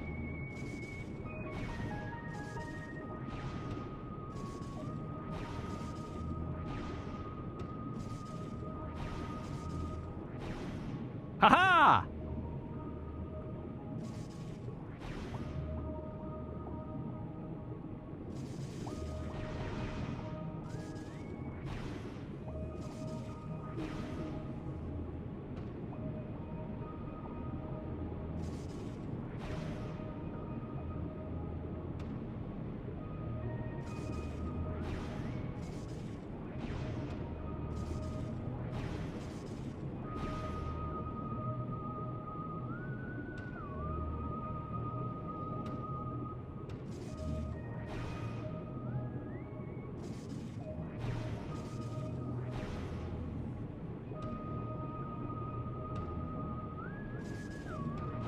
Rip to me in particular.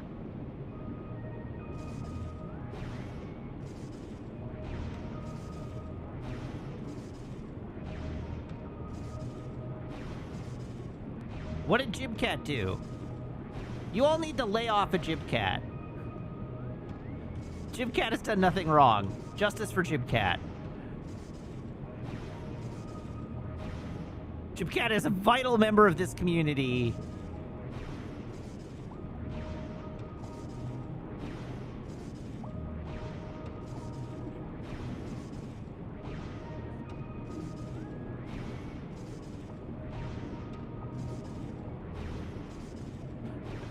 Wait, Jimcat, when you say that I've been promoted to second screen, do you mean that you just renumbered your screen order? Is that what happened there?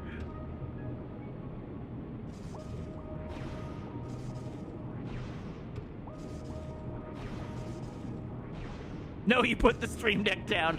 I mean, that sort of counts as just reordering.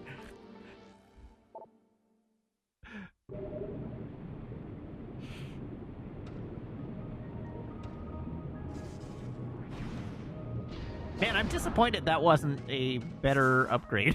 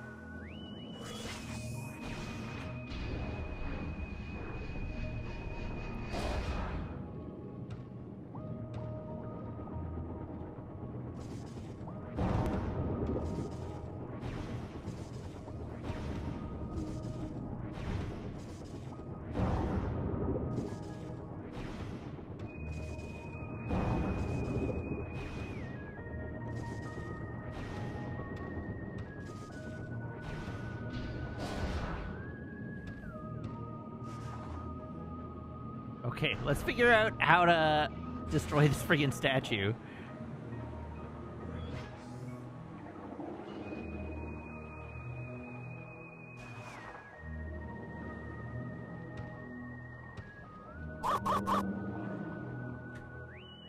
Animar, thank you very much for the resub. Now for 51 months. I can't go this way. God almighty.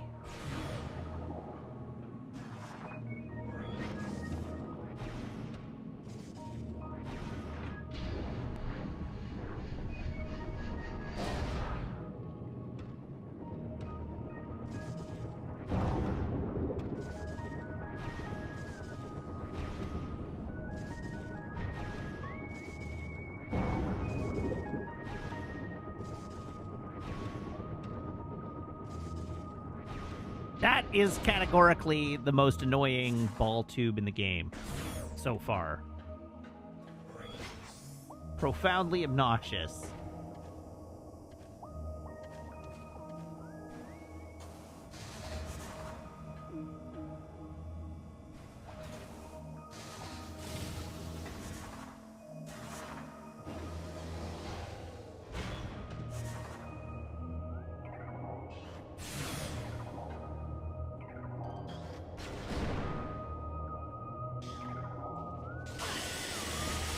Why did I walk into the gas cloud?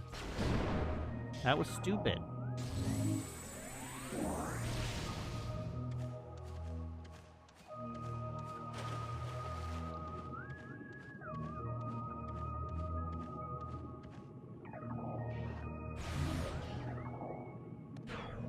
Okay, I want a blue door. Oh, apparently I can't screw attack down there.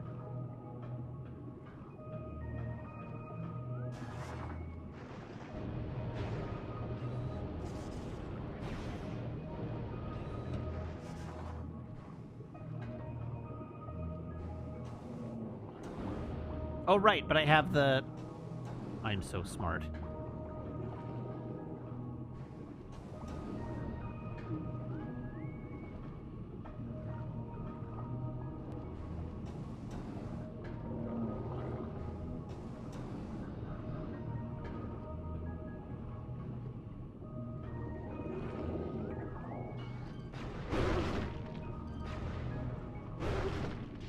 God, watching those things explode is fun.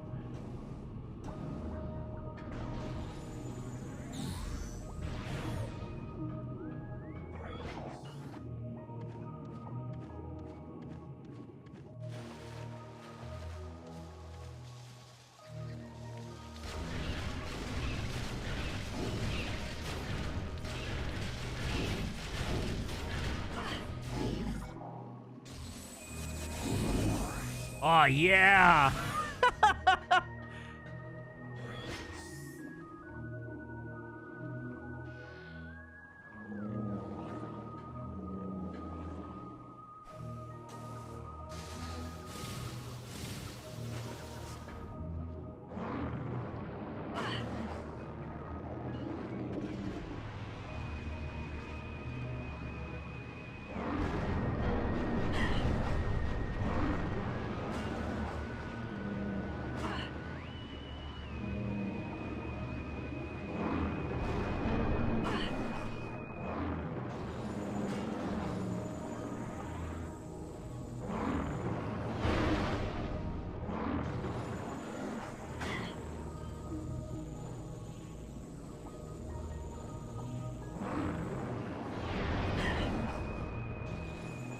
Not sure how that happened. Why are you not taking damage? Thank you.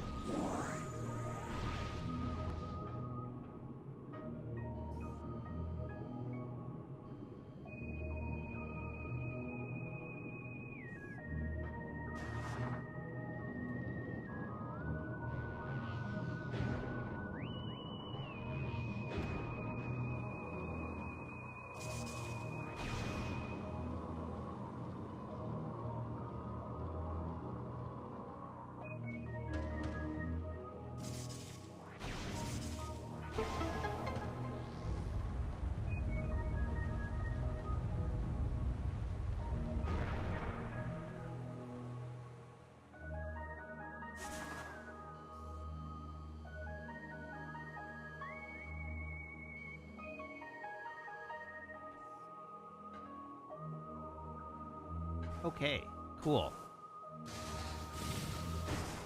No! 18 days until the Tactics remaster?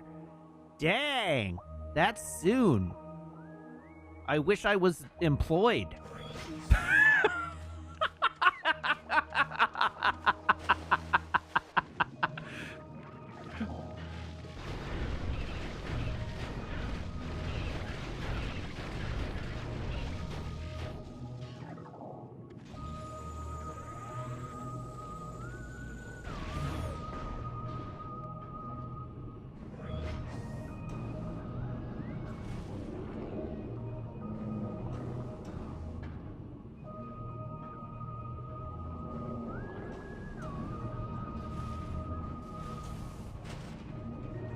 The game does have a robust job system. That's a good joke. I'll allow it.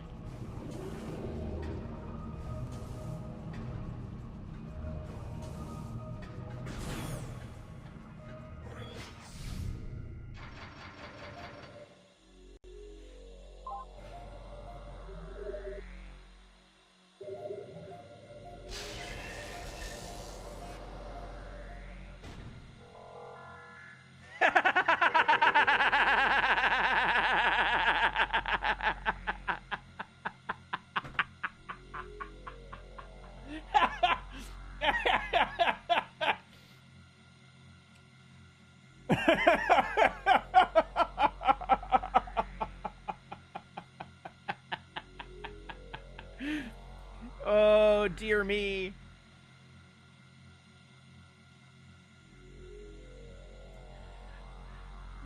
So I just got a text from Graham. And maybe I'm spoiling some things here, but I just got a text from Graham. And the text reads, so, like, very gently, you got some extra free time, huh? Want to play some James Bond games?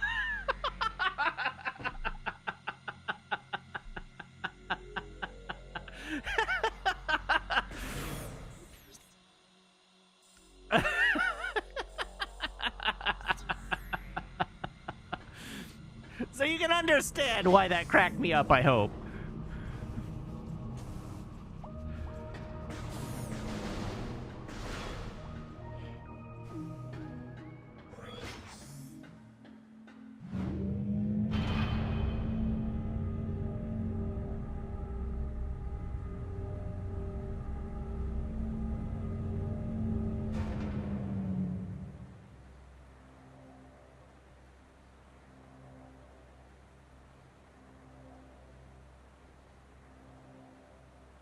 Sorry, I'm just responding.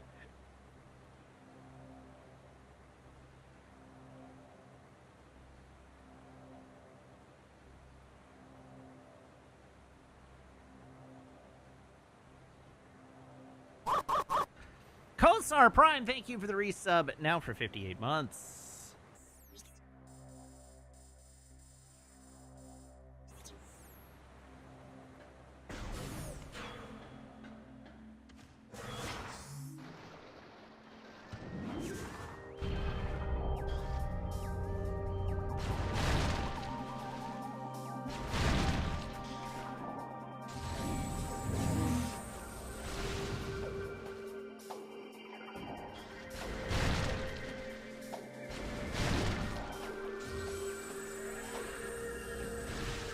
All right, which way am I going to get where I'm going? Temple Grounds, straight ahead.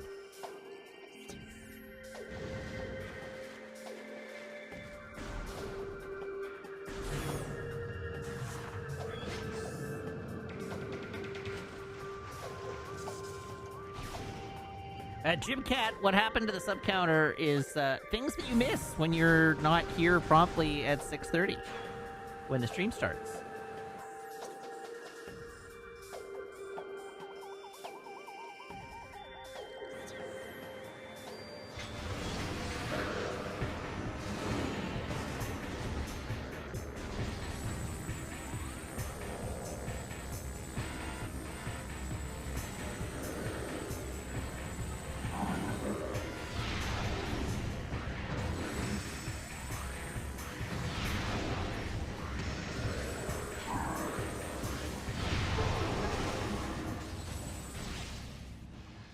Wow, eat it, loser. Here we go.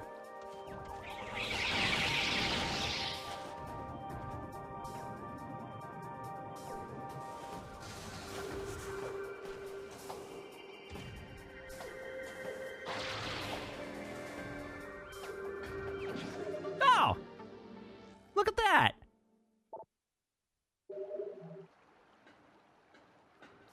It's true. You could have arrived at 7 and still heard the Borks.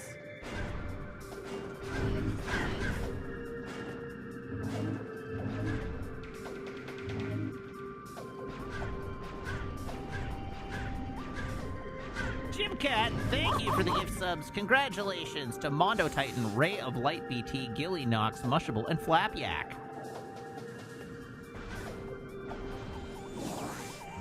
Flapyaks. Delicious.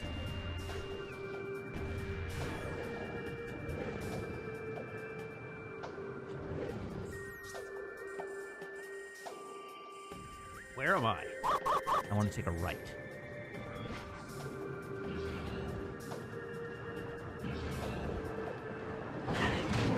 No, go away, monsters.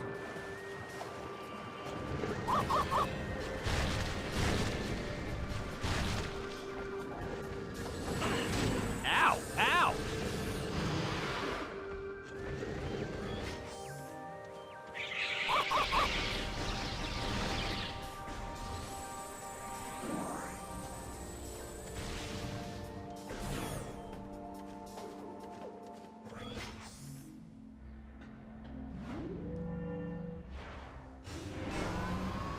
Over 700 squats banked? I'm gonna be doing squats for the rest of my life, chat.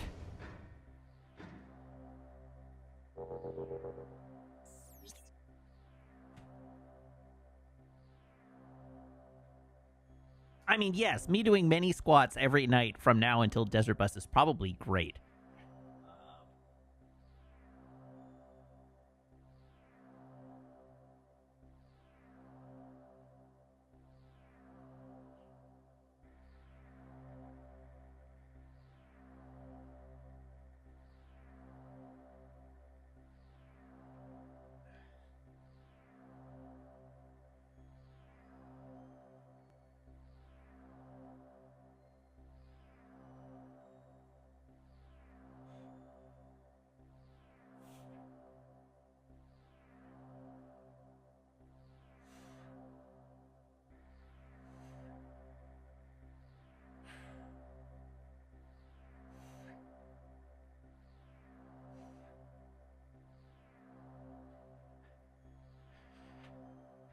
There we go. That's another 20 down.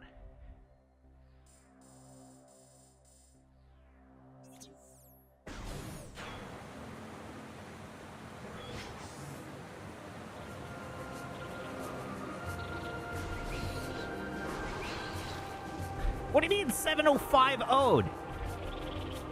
Oh, because it was over 700 banked. This deal keeps getting worse.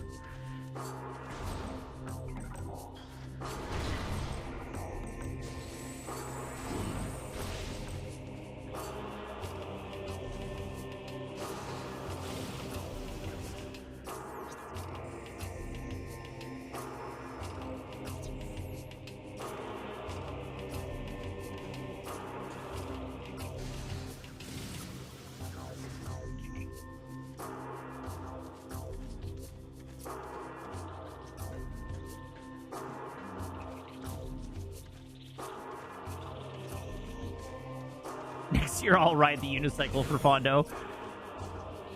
You're not wrong. Have those quads of steel.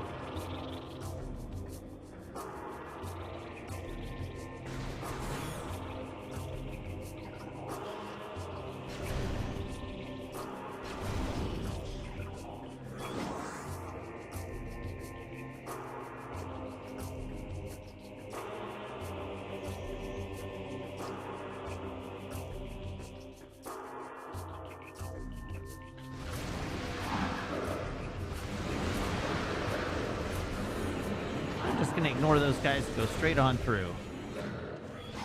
Hooray!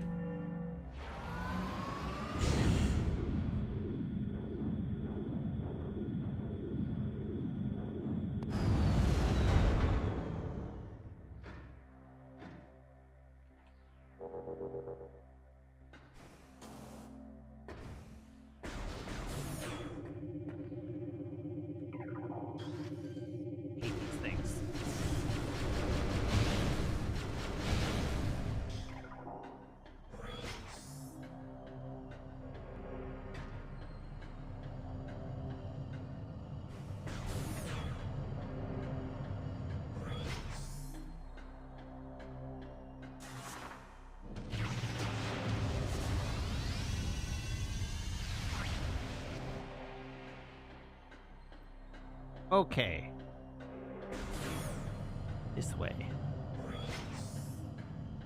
Does Fondo allow those reclined bikes? I didn't see any. They do allow e-bikes, but e-bikes don't get official timing.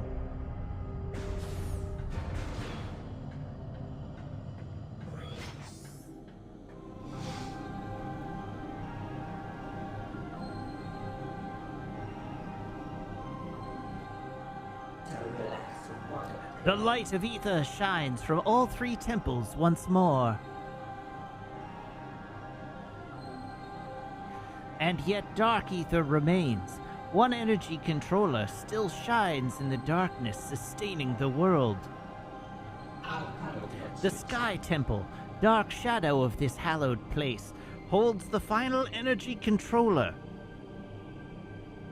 The greatest and most powerful beast of the Ing keeps guard over what you seek. The 9 keys to the Sky Temple have been hidden in each land of the Dark World. Finding them will be perilous, but I offer you this blessed suit of armor, energized by the light of ether itself. Its power will help you reach these final keys. May it serve you well in the darkness. Why didn't you give me the armor to begin with?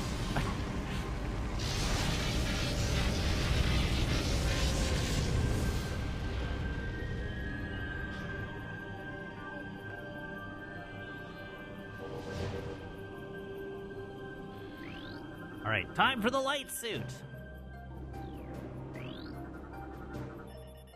Structural analysis complete. Luminoth energy control system online and active. Power flow at full and holding steady. Broadcast power stream transmitting to all regions. Light-based teleportation system online.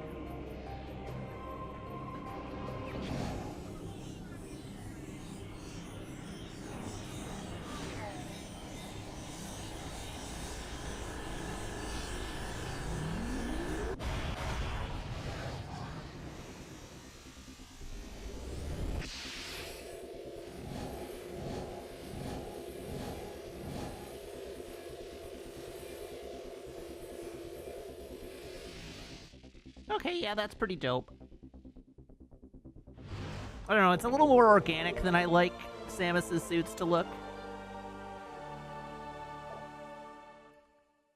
And I can now ride along beams of light.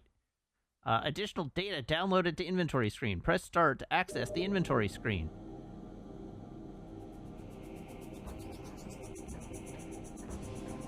Oh. Select teleport destination, hell yeah. There we go. 95% of upgrades. One upgrade left. Nice. So anyhow, just responding to APOD, Chad has already sort of answered what an e-bike is and does. But they look like regular bikes for the most part. Well, it depends. Some of them look like bikes, and some of them look more like motorbikes. But your typical e-bike looks just like a bicycle. I'm just trying to find a couple of examples of basic e-bikes. It depends on their purpose. Here, let me just share. We're gonna window capture e-bike. Here we go. They just look like bikes. So the giveaway is the battery pack on them typically. Like this one here, you can see it has a big battery pack on it. I should make sure I'm moving I need to move my head out of the way. There we go. Not. There we go. There we go. If I move over here. So they have like a battery pack on them. They have a motor built in. They're usually pedal assist. And they're usually speed limited to like 30 kilometers an hour. There's one. But basically the battery, like, as you pedal, it helps recharge the battery, and the battery can assist the pedaling to move the rear wheel. And they're great. They're honestly, like, I recommend them. They're very good. As an accessibility option for people and as a means of transport, they're not outrageously expensive, but basically, anything that gets people into alternative modes of of transportation that isn't a car, I highly recommend. Because they make cycling accessible to people who can't do long distance cycling, and who are not as strong in the legs, or have mobility issues that make it difficult for them to make it more difficult for them to ride. They democratize cycling in a way that makes biking easier for everybody to access, and so I think that's generally a good thing.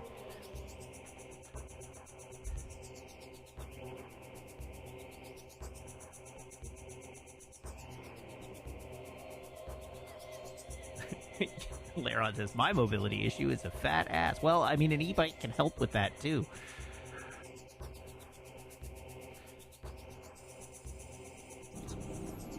Okay. So, now I need to figure out where I'm teleporting to, because I guess I can teleport.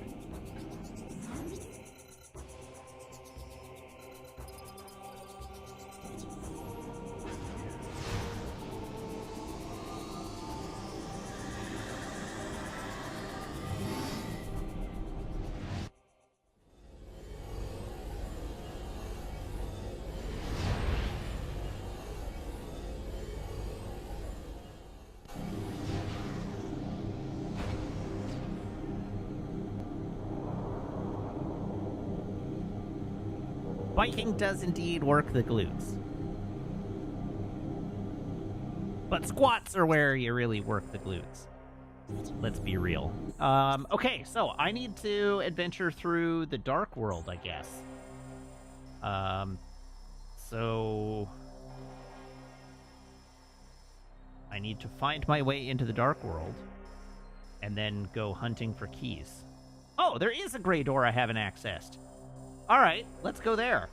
How do I get there from where I am? That's the neat part. You don't. I go straight through and then take a left in that room.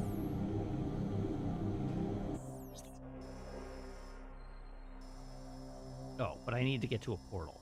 We'll go to that portal. Straight through.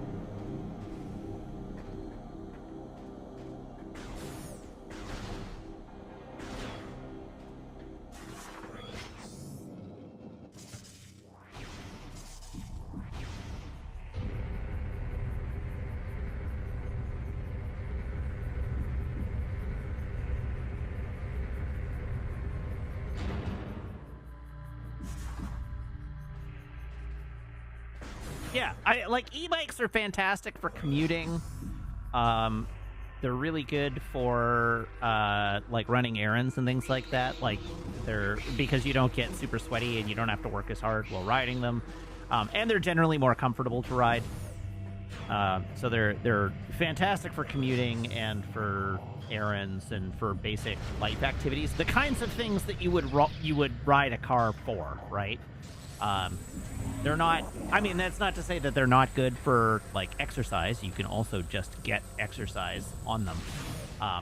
But they're not like a road bike or a mountain bike for workout purposes.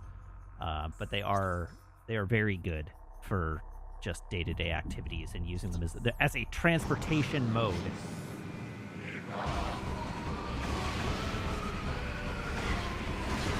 What the hell?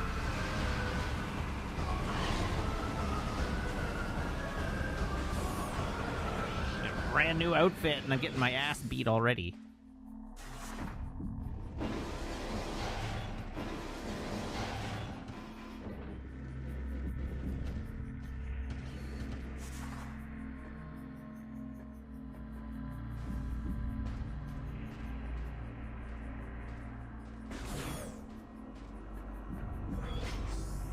I mean, so without proper infrastructure, the fact of the matter is that you're never, ever, ever, ever going to be as safe on a bike as in a car. That's just par for the course. You just have to learn to live with that as a cyclist, that it comes with an increased level of risk. Well, I mean, I don't actually know that that's true. Now that I've said it, I'm thinking it through, and I don't actually know that that's true. It's one of those things where if you are a cyclist and you get hit by a car, certainly you're gonna end up worse off than the person in the car. That is part of it. But the stats for driving cars are atrocious.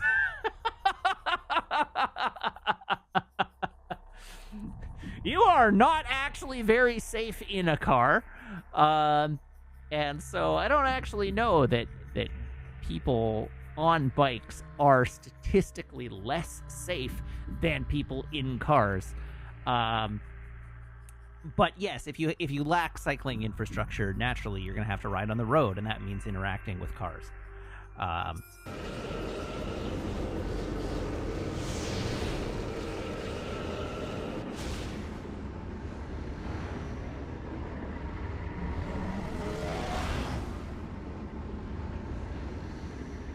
But remember, like, I am a road cyclist, so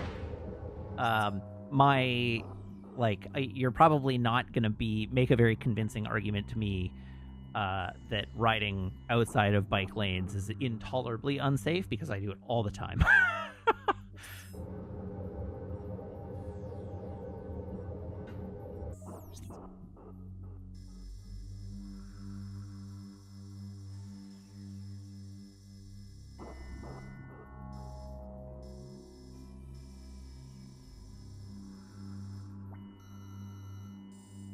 Do I live right next to a college campus? I have.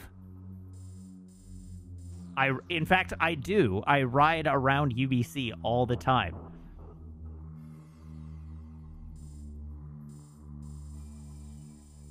It's one of the most common places that I cycled this summer, was on the roads around UBC.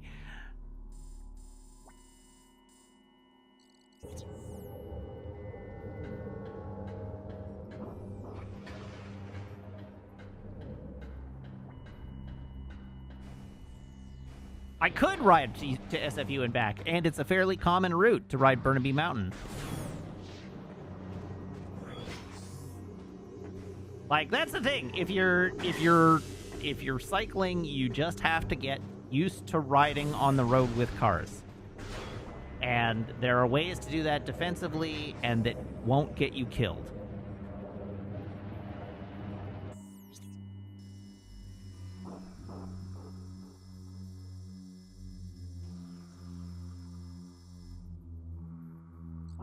Okay, sorry. Yes, you're right. Are less likely to get you killed. I'll concede that point.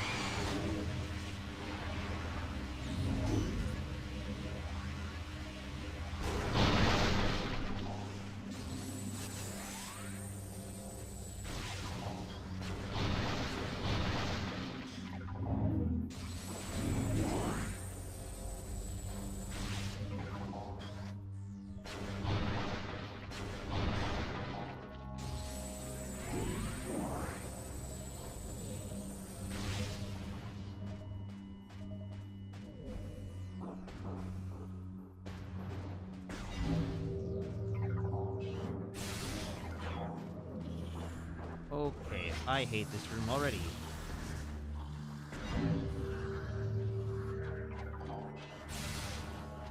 Phew. Phew. Where am I? Okay, I want to take a left from this room.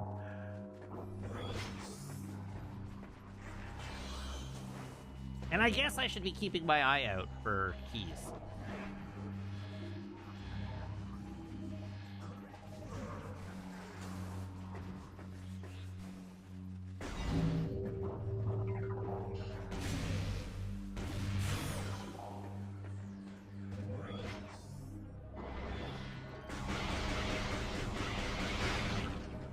Man, it's dope that the light suit absorbs health from these things faster. So it's not just that you take damage slower, but you also heal faster.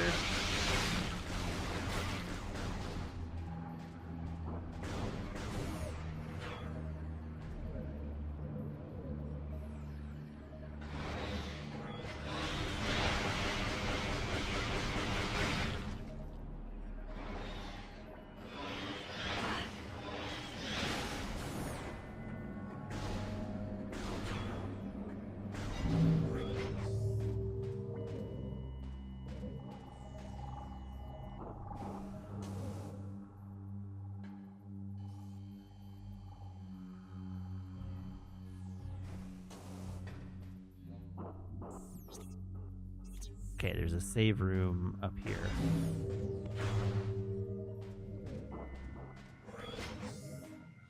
Oh man, people riding against the flow of car traffic. No, don't do it. Never. That is how you die. Just ride like a car. If there's only one lane, take the whole lane. Only allow cars to pass when there's room to pass safely.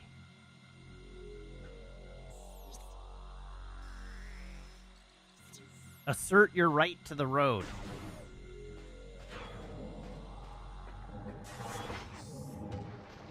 But don't ride against the flow of traffic. Ow! Jesus Christ! Ow, why? Oh, Jesus.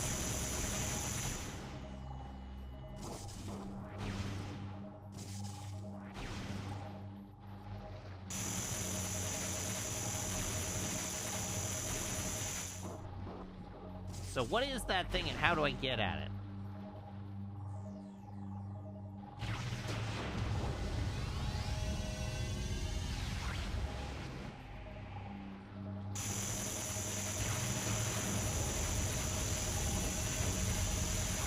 Oh, of course, that's the light field emitter.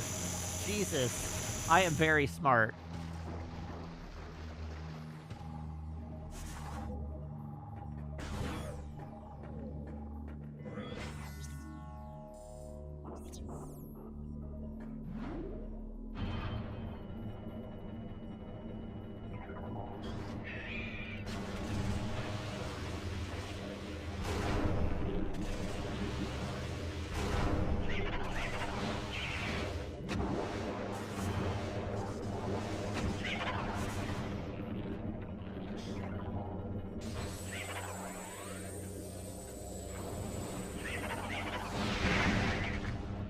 Go to sleep.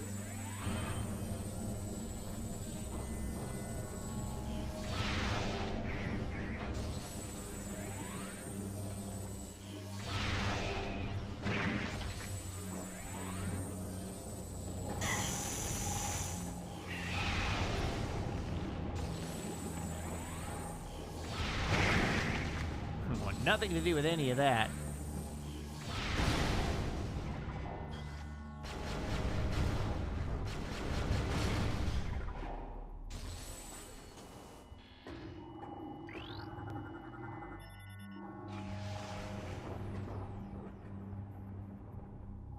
Okay, so now I have to figure out how to get to the gray door.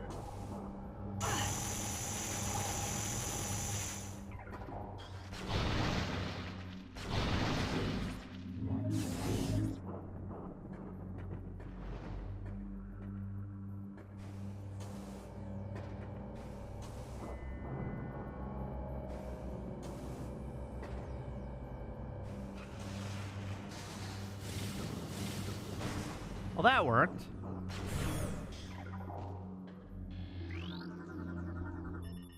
Sonic Boom!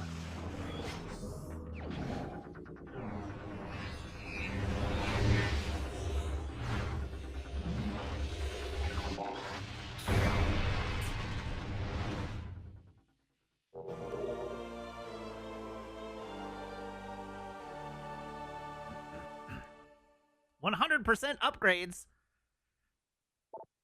This powerful attack uses 5 missiles. Using the Annihilator Beam, press and hold A to charge, then press Y to fire. Additional data downloaded to inventory screen. Press start to access the inventory screen. All right. In the interest of speeding the fetch quest along, I am going to look up the location of the Sky Temple keys.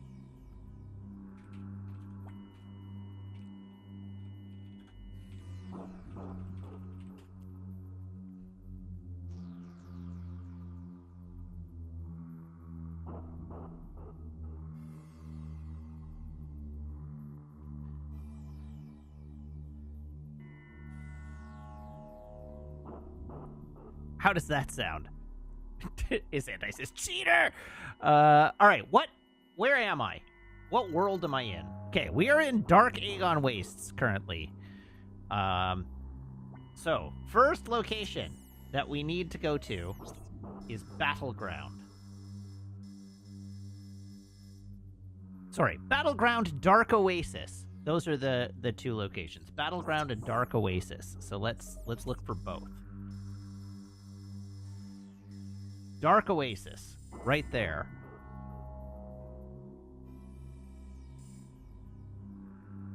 Main reactor.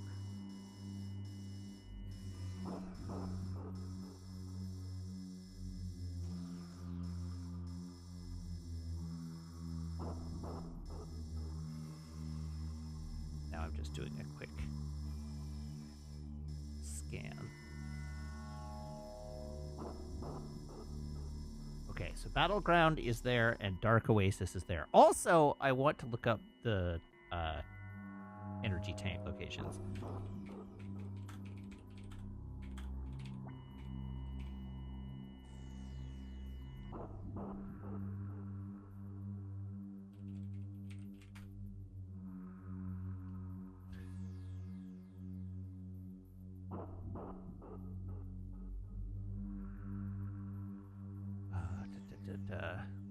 What? Metroid fandom. So probably I want to also go to metroidfandom.net. And it might have rooms containing energy tanks. There we go.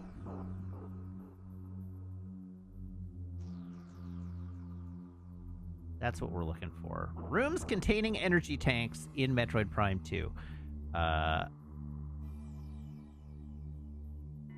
Bioenergy production, Cache B, Fortress Transport Access, Meditation Vista, Mine Shaft, Mining Plaza, Mining Station, Wind Chamber, Watch Station, Transit Tunnel, Torvis Plaza, Temple Access, Storage Cavern B, and Reactor Core.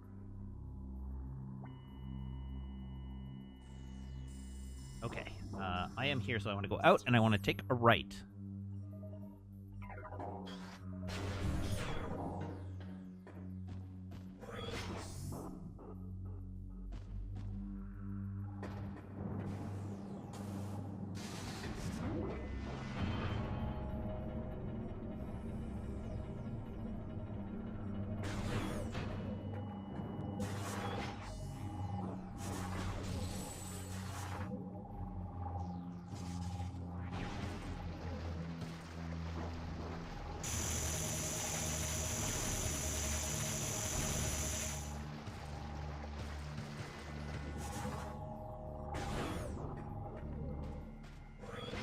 Save.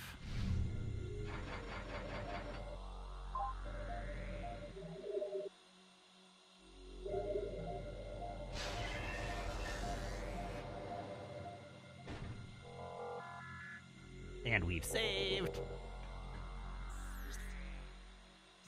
And we're going this way.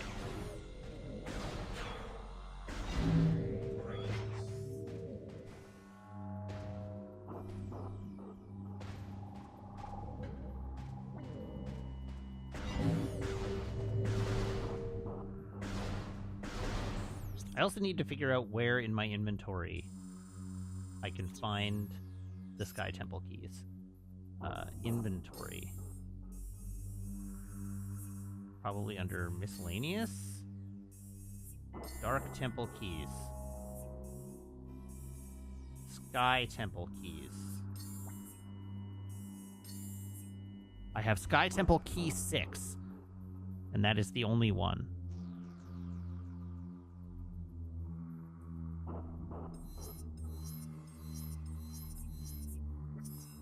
I don't know which one 6 is, but I guess we'll find out. Okay, so we are in the Dark Oasis. In the Dark Oasis, Keybearer found in main reactor Aegon Wastes. Note, 1 power bomb is required to expose the toxic pool, and the light suit is required to swim through it.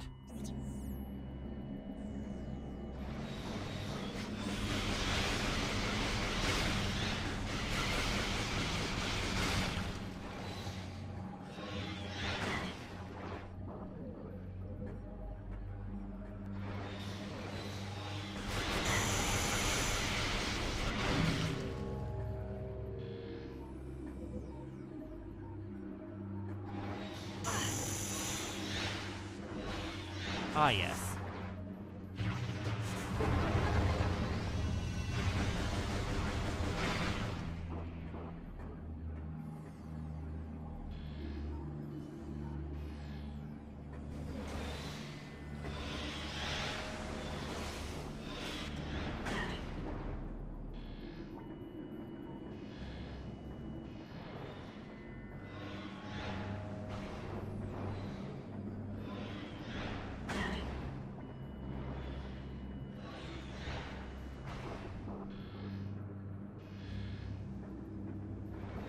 Where is it?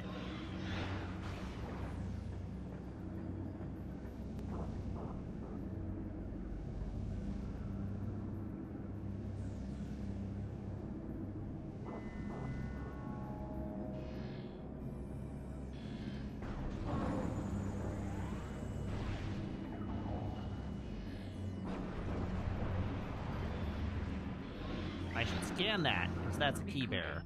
Flying in cash. Creature ingests objects of value to the hive. Only its death will release the object within.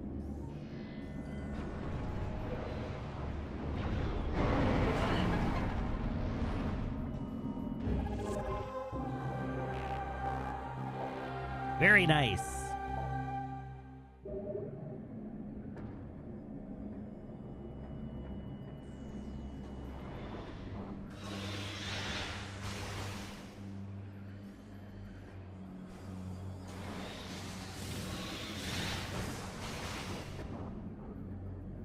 And I'm stuck.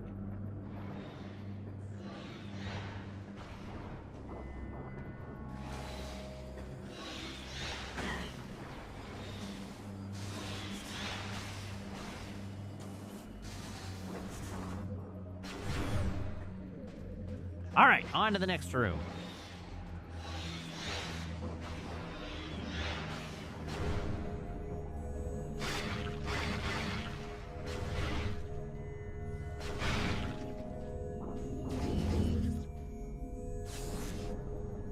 Oh yeah, look at all that loot.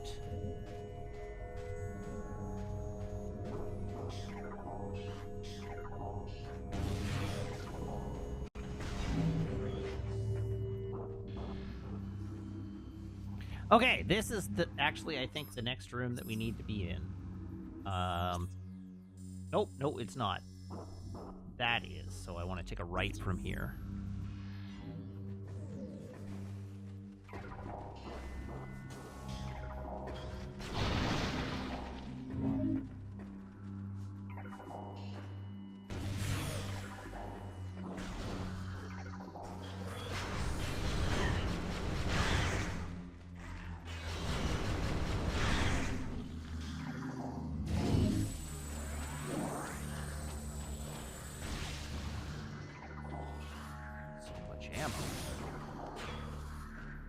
Okay, so this room also apparently contains... There it is.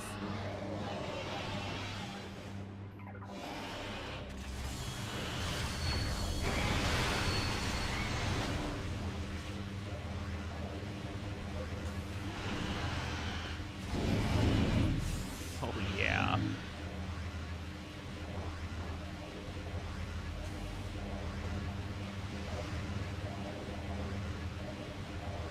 Where did this guy go?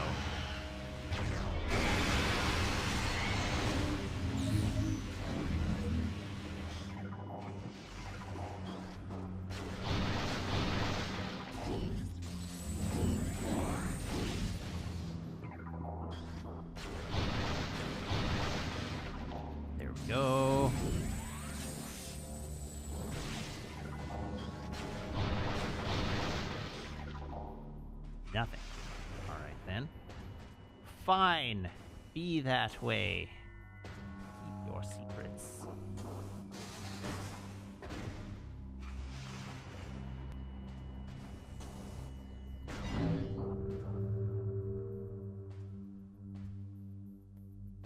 I get up there previously. Oh, I didn't. That's what happened.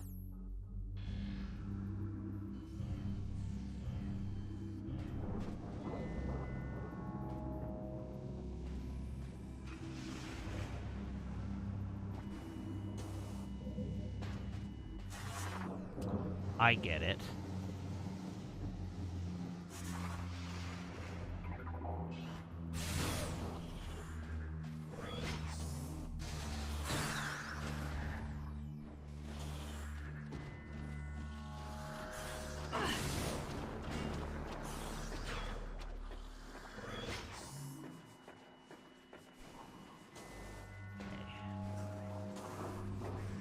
That here.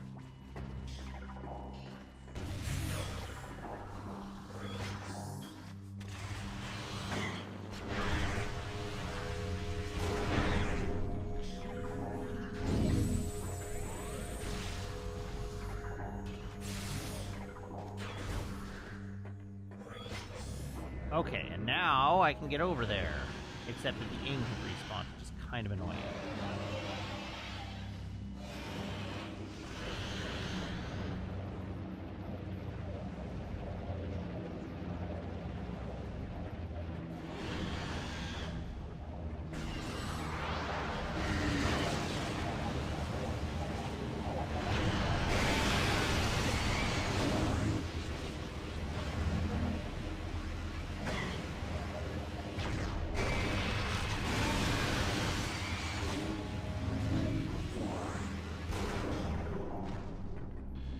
Okay, now I can actually do this.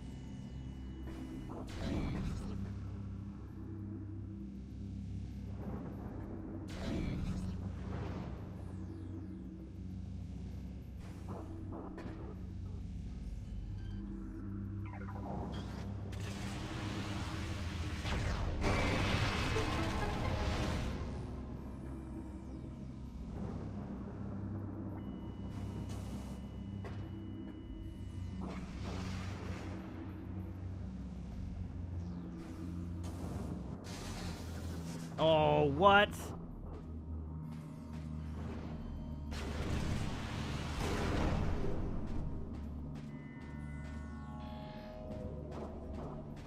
now I have to figure out how to get back over there.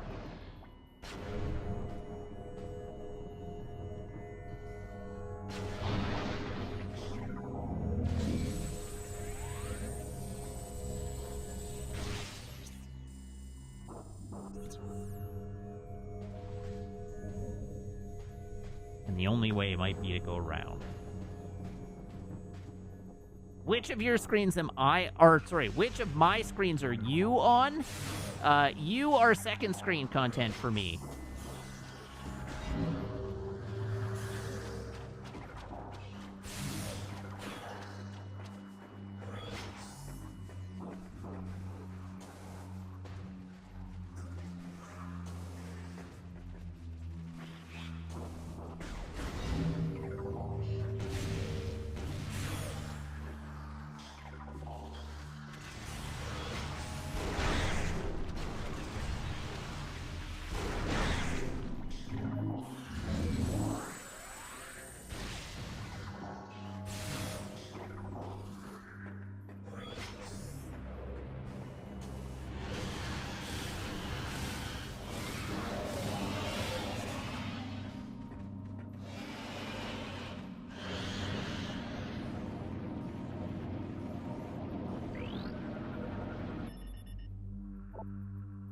Alright, Sky Temple Key.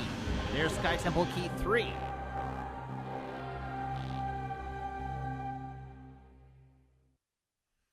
So that's all the ones in the Dark Aegon Waste. So we're off to Dark Torvus Bog now.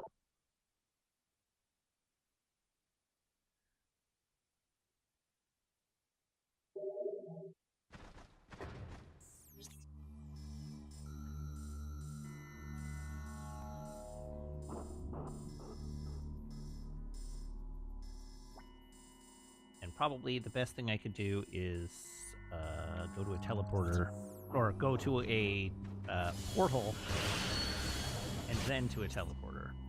And to do that, I want to go back the way I came? No, I want to go through the blue door.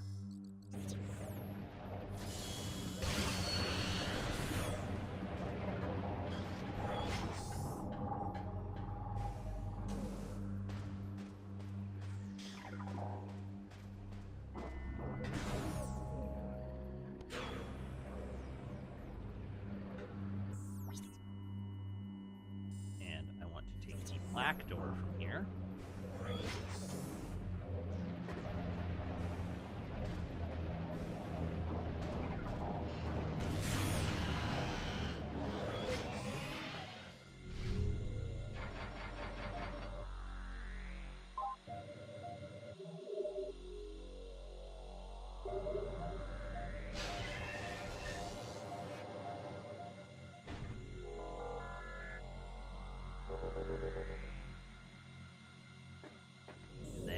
To take the blue door. Ah!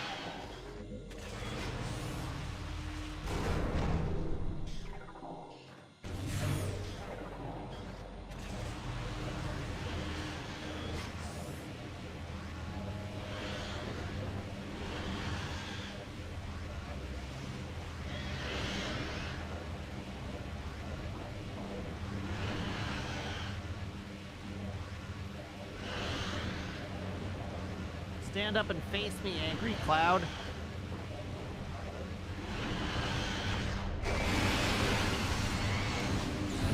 Yeah, like that. Where's the other one? Oh.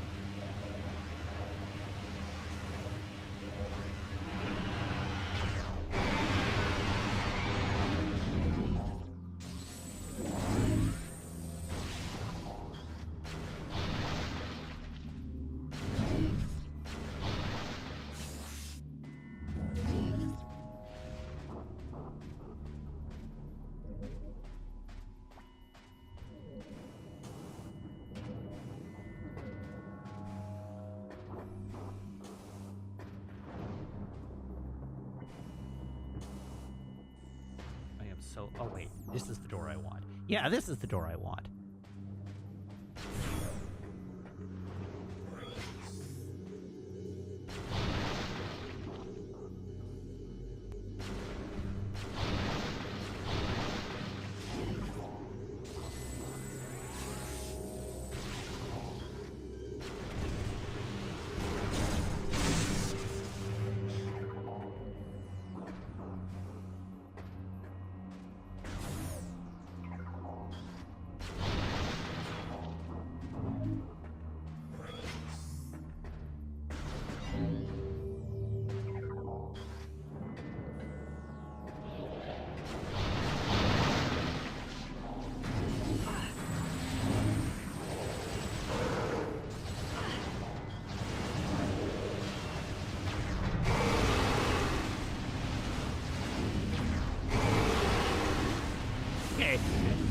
You were right. This is the delete button.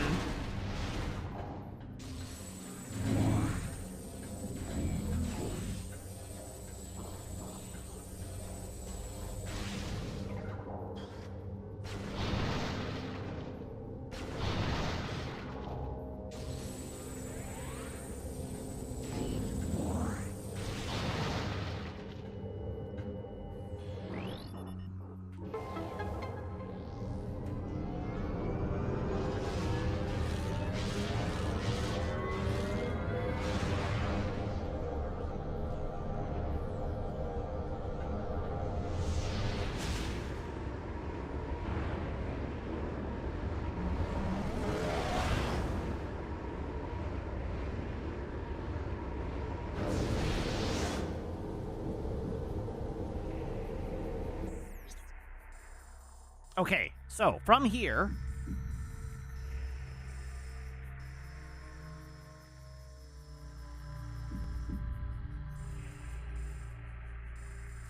I now need to go to, so we've done Torvis Bog. No. This isn't Torvus Bog. This is Aegon Temple.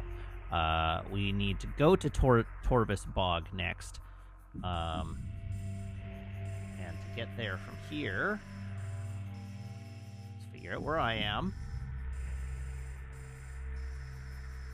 Straight across.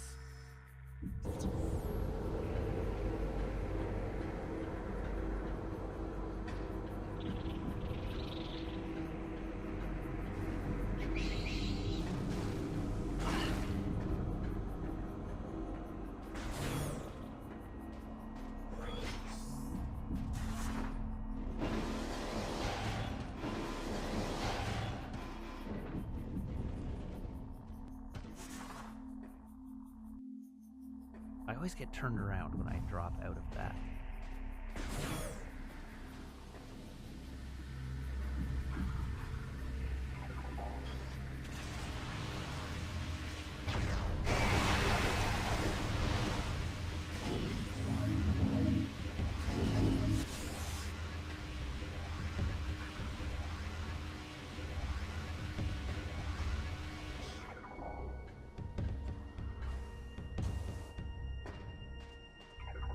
Yeah, that's hilariously strong.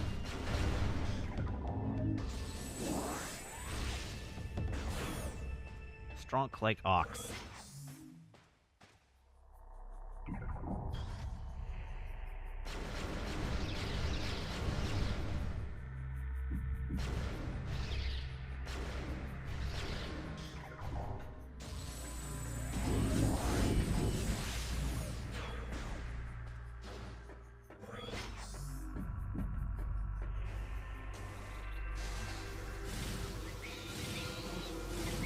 Leave me alone, bees.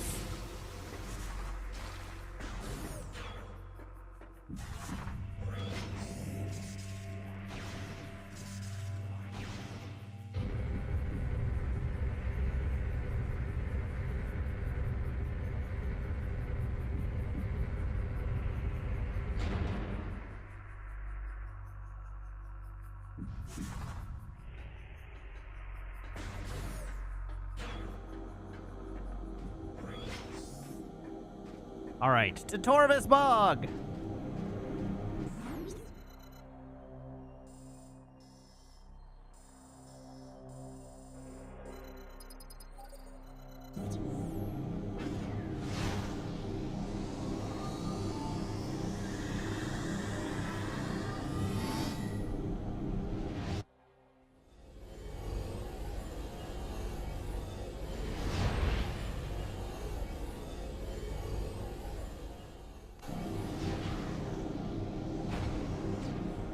Alright, so we need Poisoned Bog and Dungeon.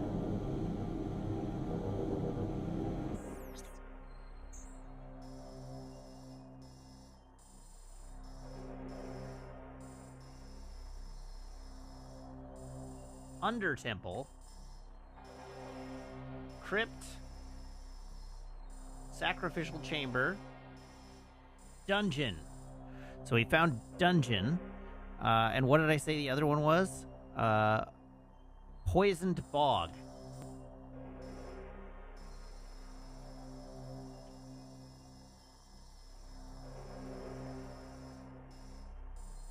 Poisoned Bog. There we go. Okay, so where's the nearest portal to me?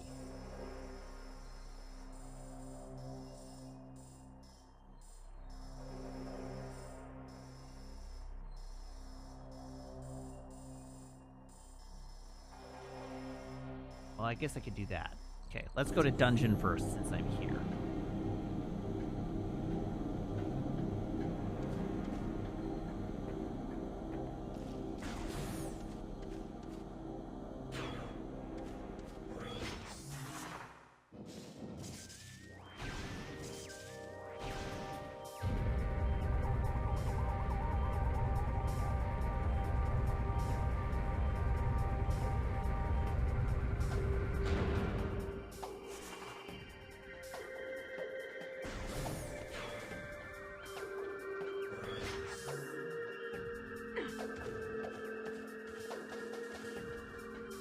Going down.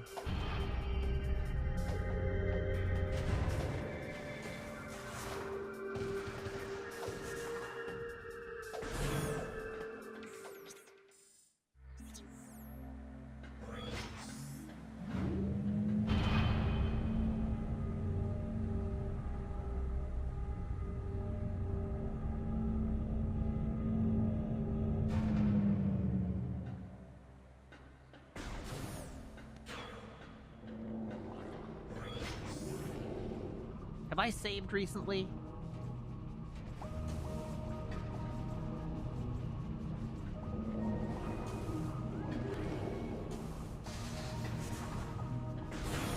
Okay, rather than risk a tragedy, let's save right now.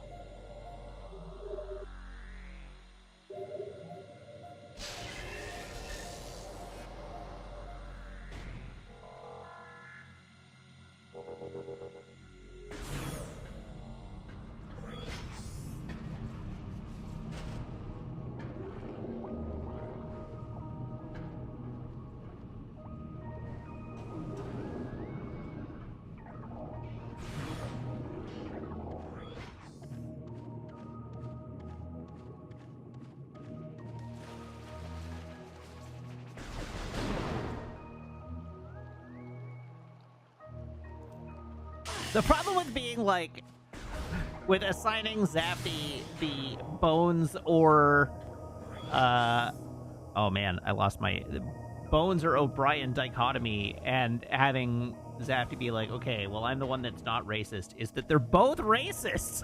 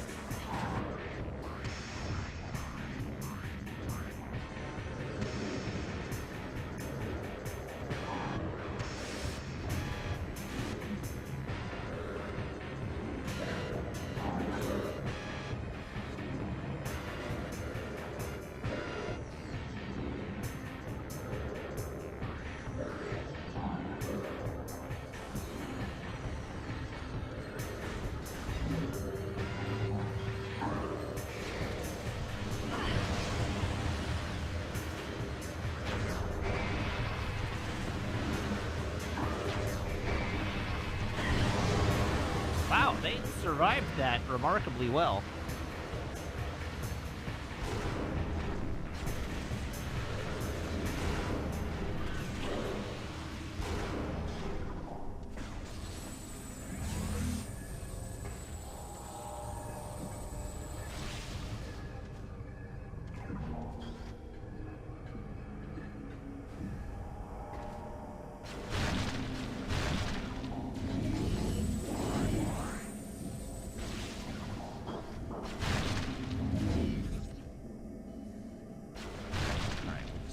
Up here.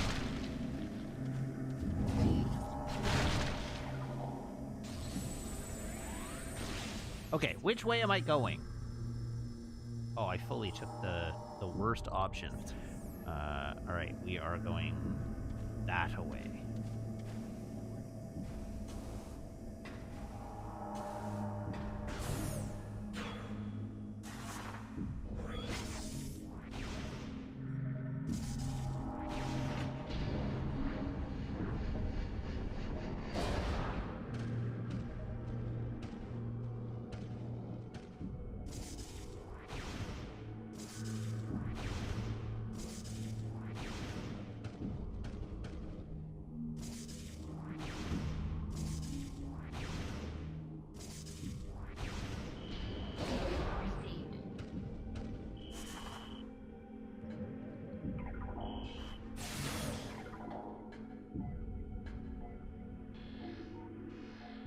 What? Really?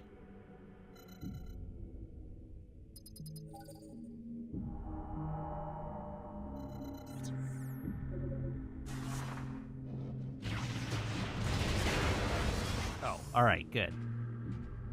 That works for me.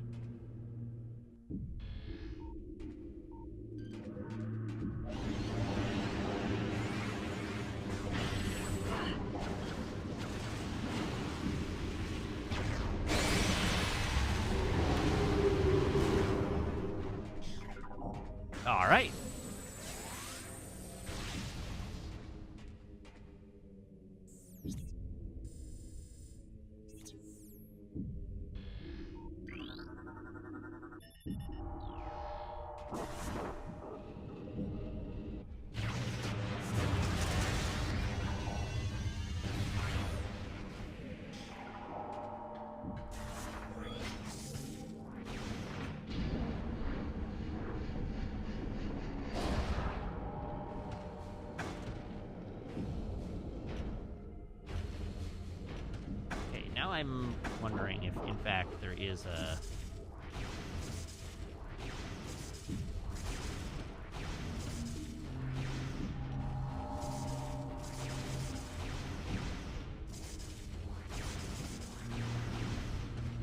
doesn't look like it.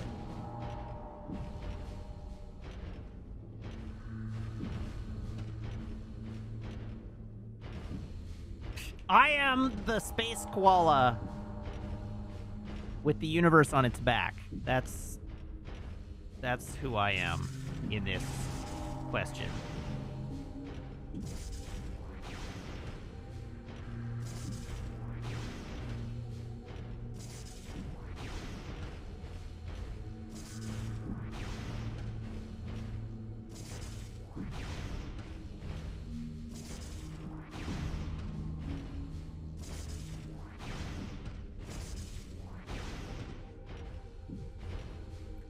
I am amused by how confused that made Zafty.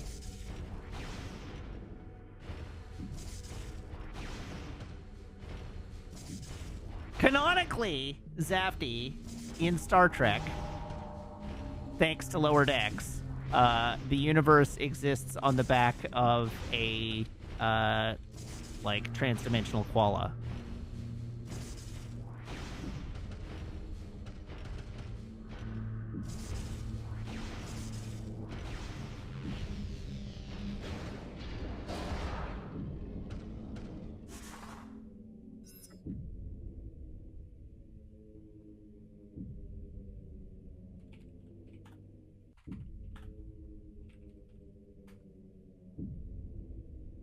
Let me see if I can find it.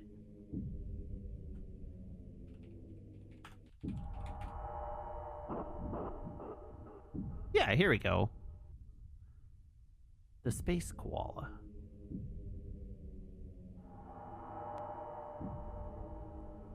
I went to the right screen this time, too. The space koala.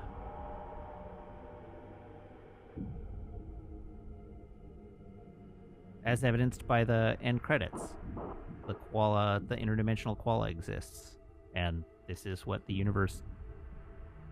This is Star Trek's now 42, the meaning of the life, the universe, and anything. We had a guy transcend to being pure energy, and at the core of the universe, as he was ascending to godhood, he saw the space koala that told him the meaning of life, and then he blinked out of existence before he could communicate what the meaning of life was to everybody else.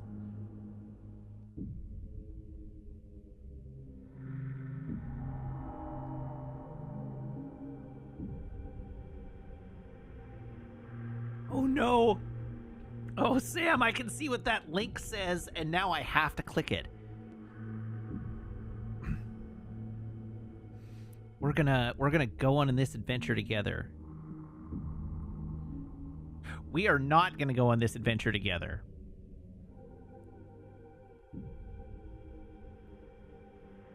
It's true. That is less bad than it could be, but I'm gonna refrain from showing it on screen.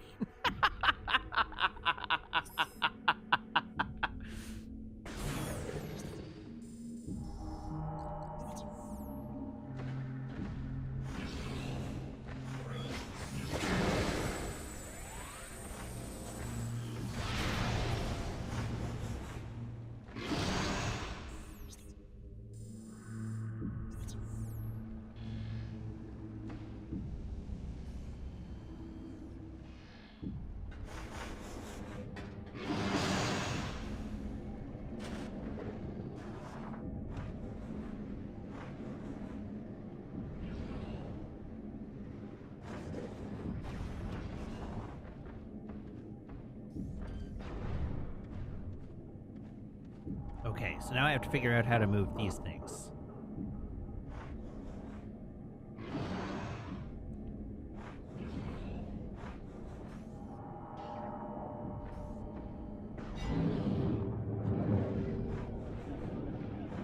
What are you?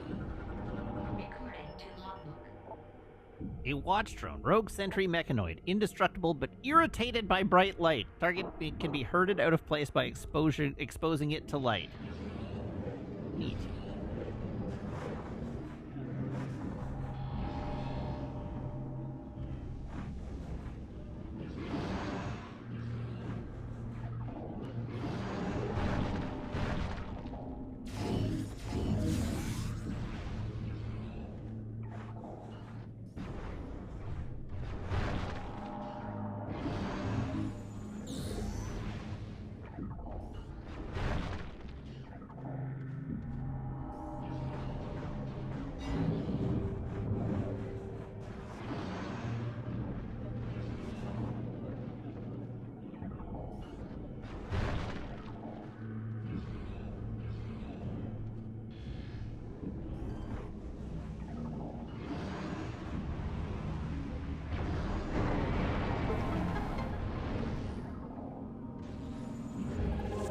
Sky Temple key acquired.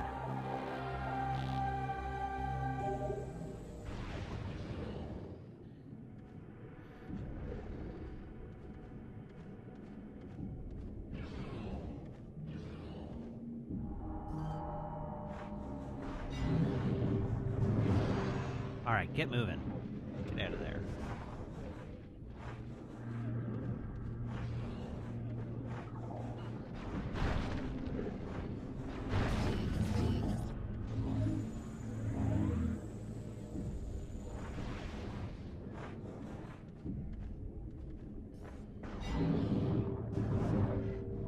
Get out of there.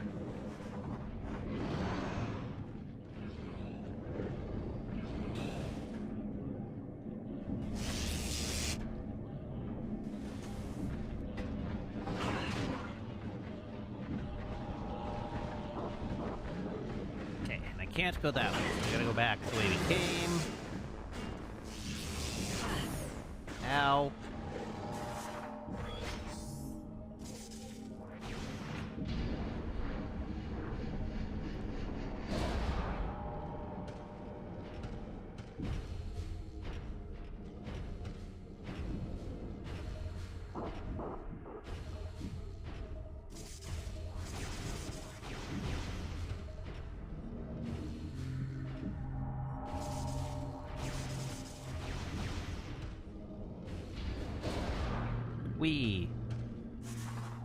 What is the name of that room? Under Transit 2.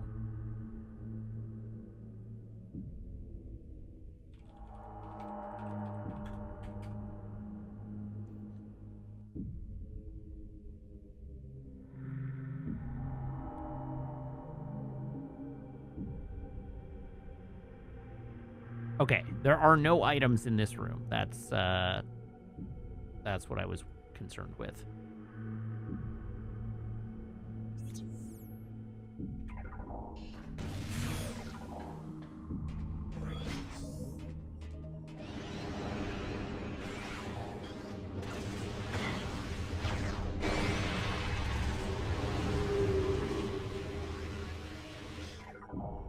And a good night to that guy. Is there...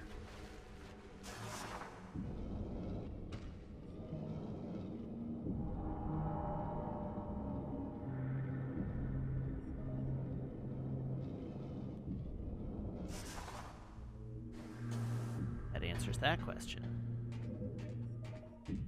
Okay, do I have any means by which...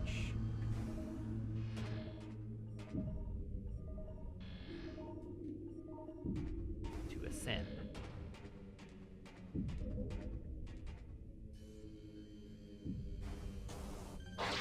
Oh, I do. Look at that. Hooray.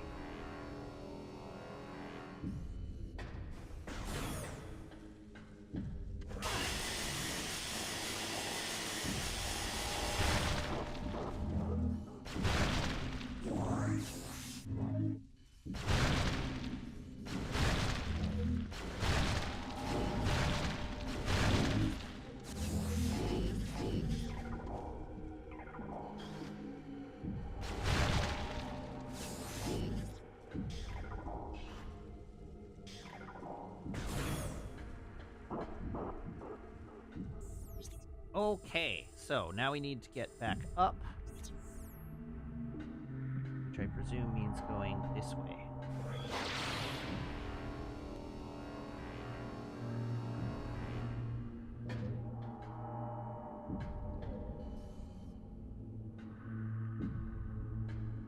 to have presumed incorrectly. There we go.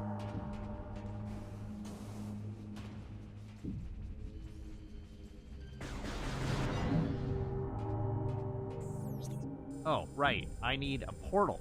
I don't need to... I am very smart. Can I even exit here without... No, I have to use a portal. Cool. Cool.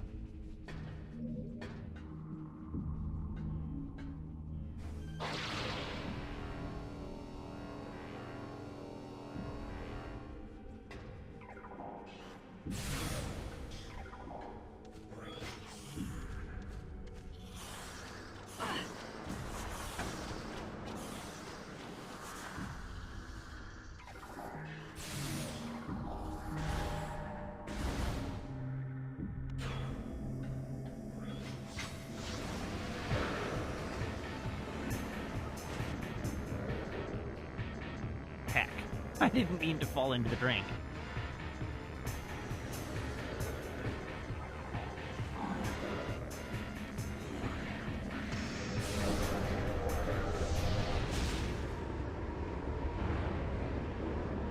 Okay, well now I have to look up this statue you're all talking about.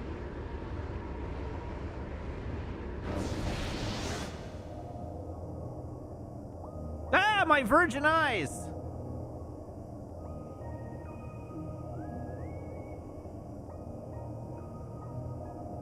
What?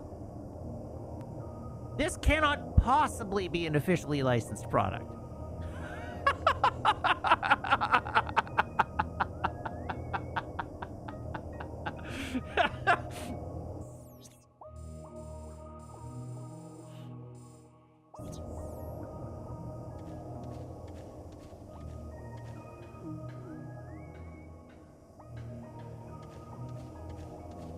I went and found the Tifa.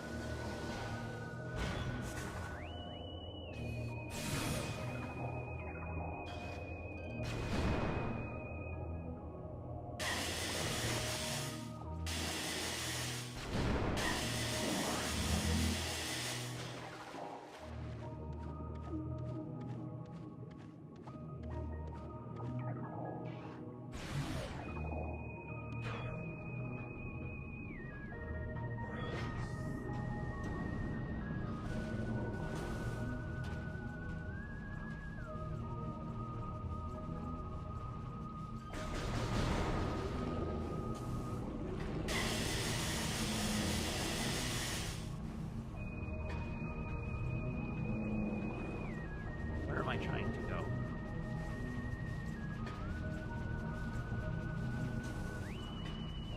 Some days, chat. Some days. There we go.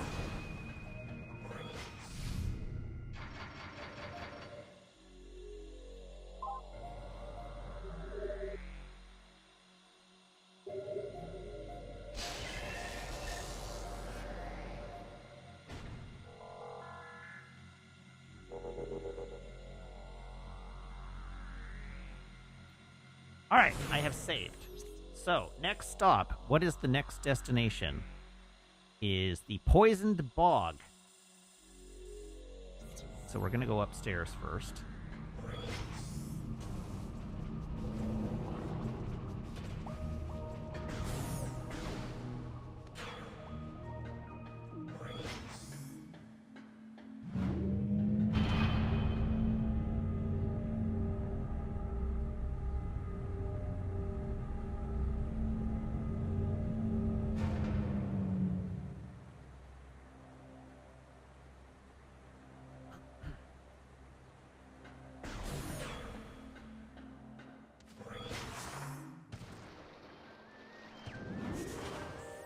from here, poisoned bog, dead ahead.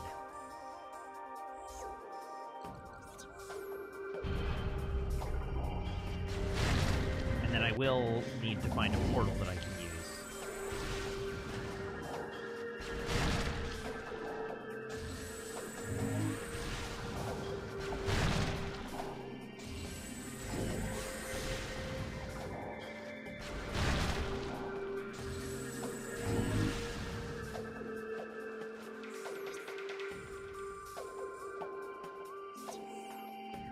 But let's go this way to start.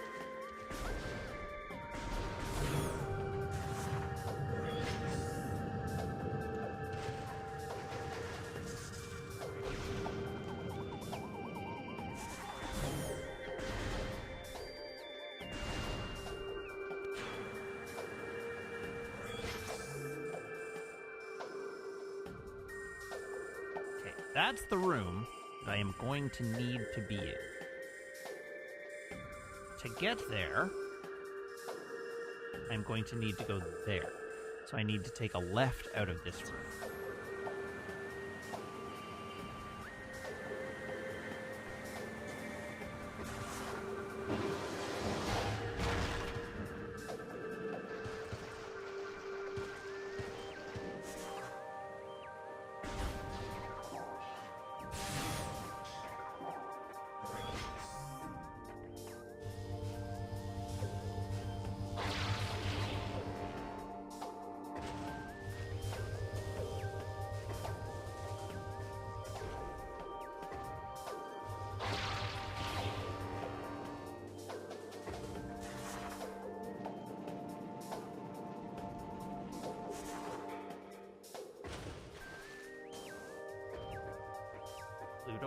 Blue door.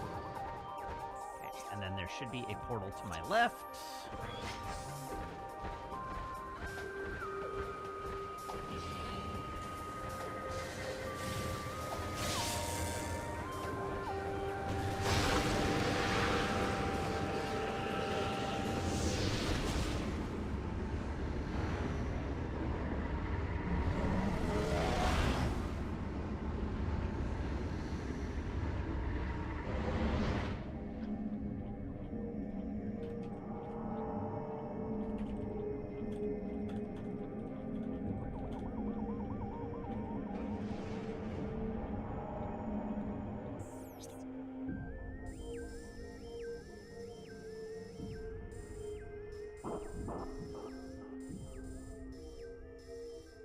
Okay, so there's a blue door directly across from me.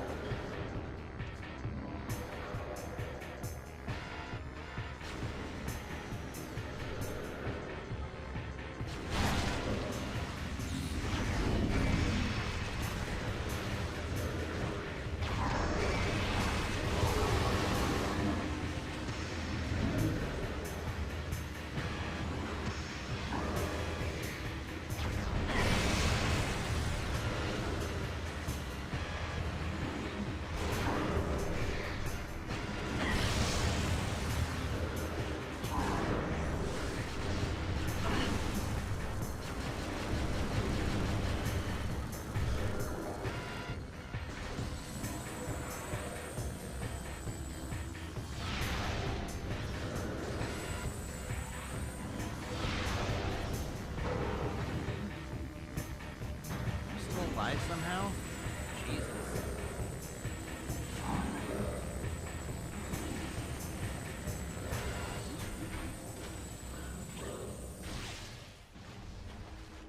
Okay, where was I trying to go? This way.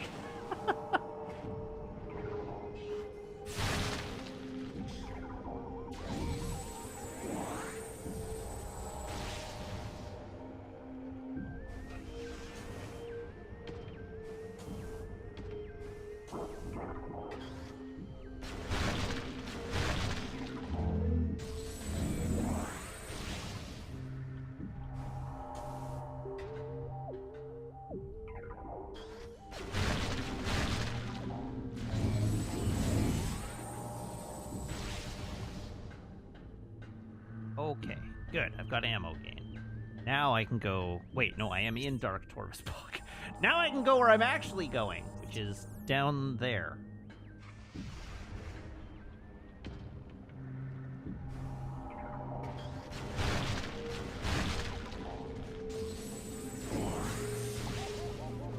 This way.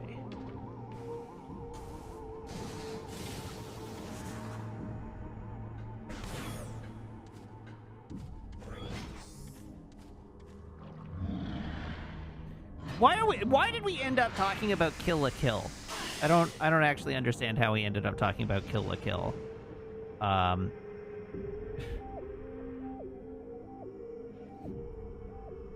Anyhow, I think it's relevant for APOD's sake, just to know that Kill la Kill skeeved me out to an extent that I couldn't keep watching it.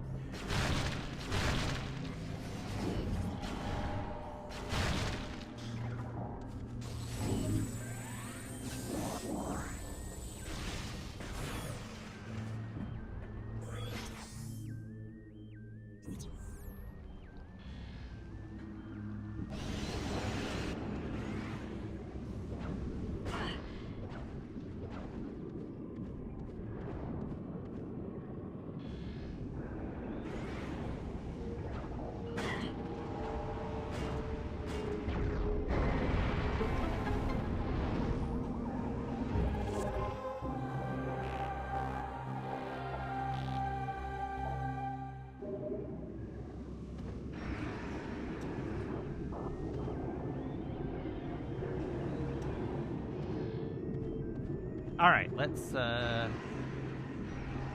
of here. I'm lost under...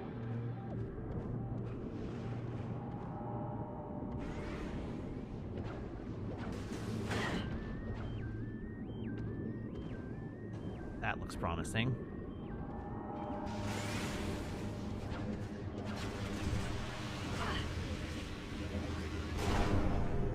Whoops.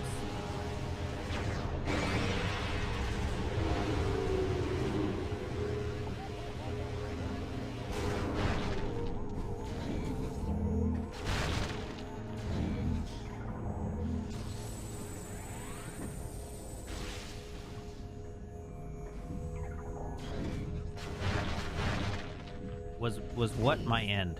I don't understand the question.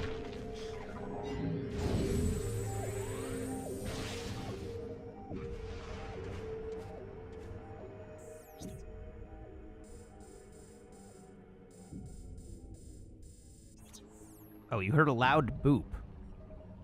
Not that I'm aware of.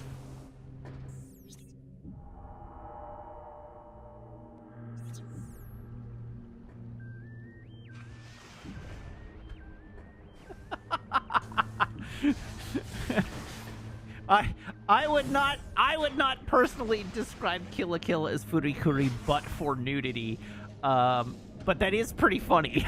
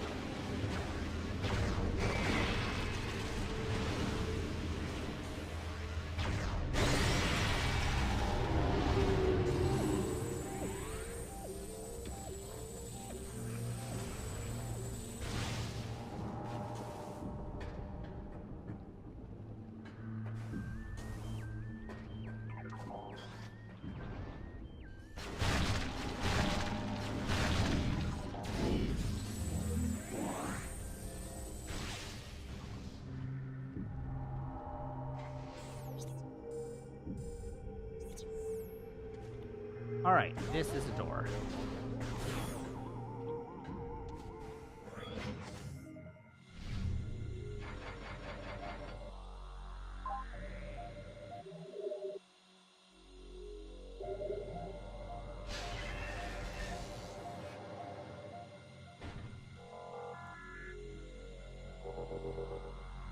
right, I'm calling it there for the evening. That is where I'm going to call an end to the stream because it is 9:50. But before I go, I will do another set of squats for you.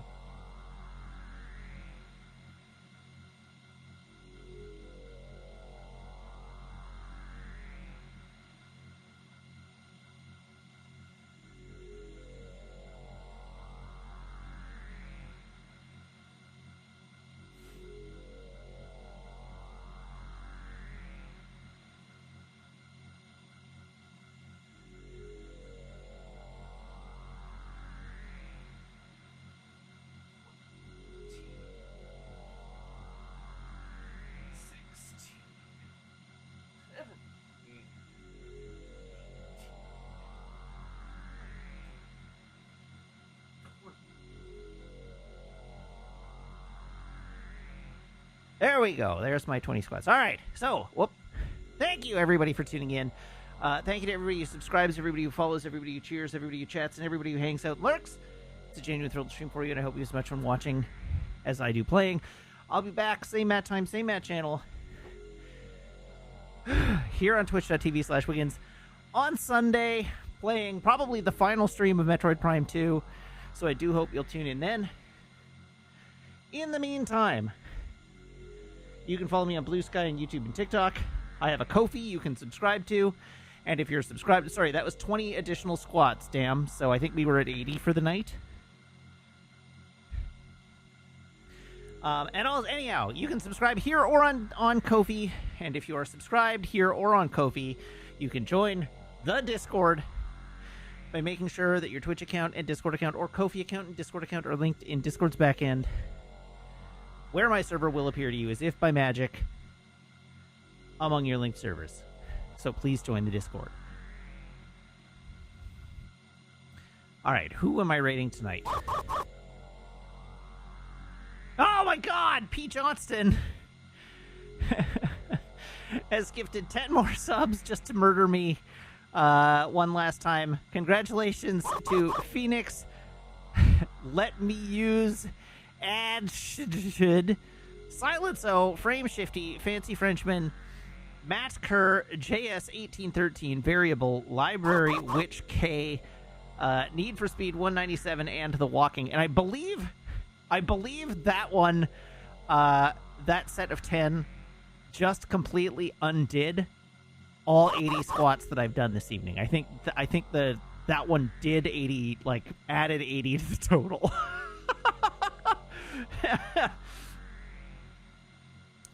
So, thanks! Alright, I'm going to fire off a raid before you decide to hurt me more.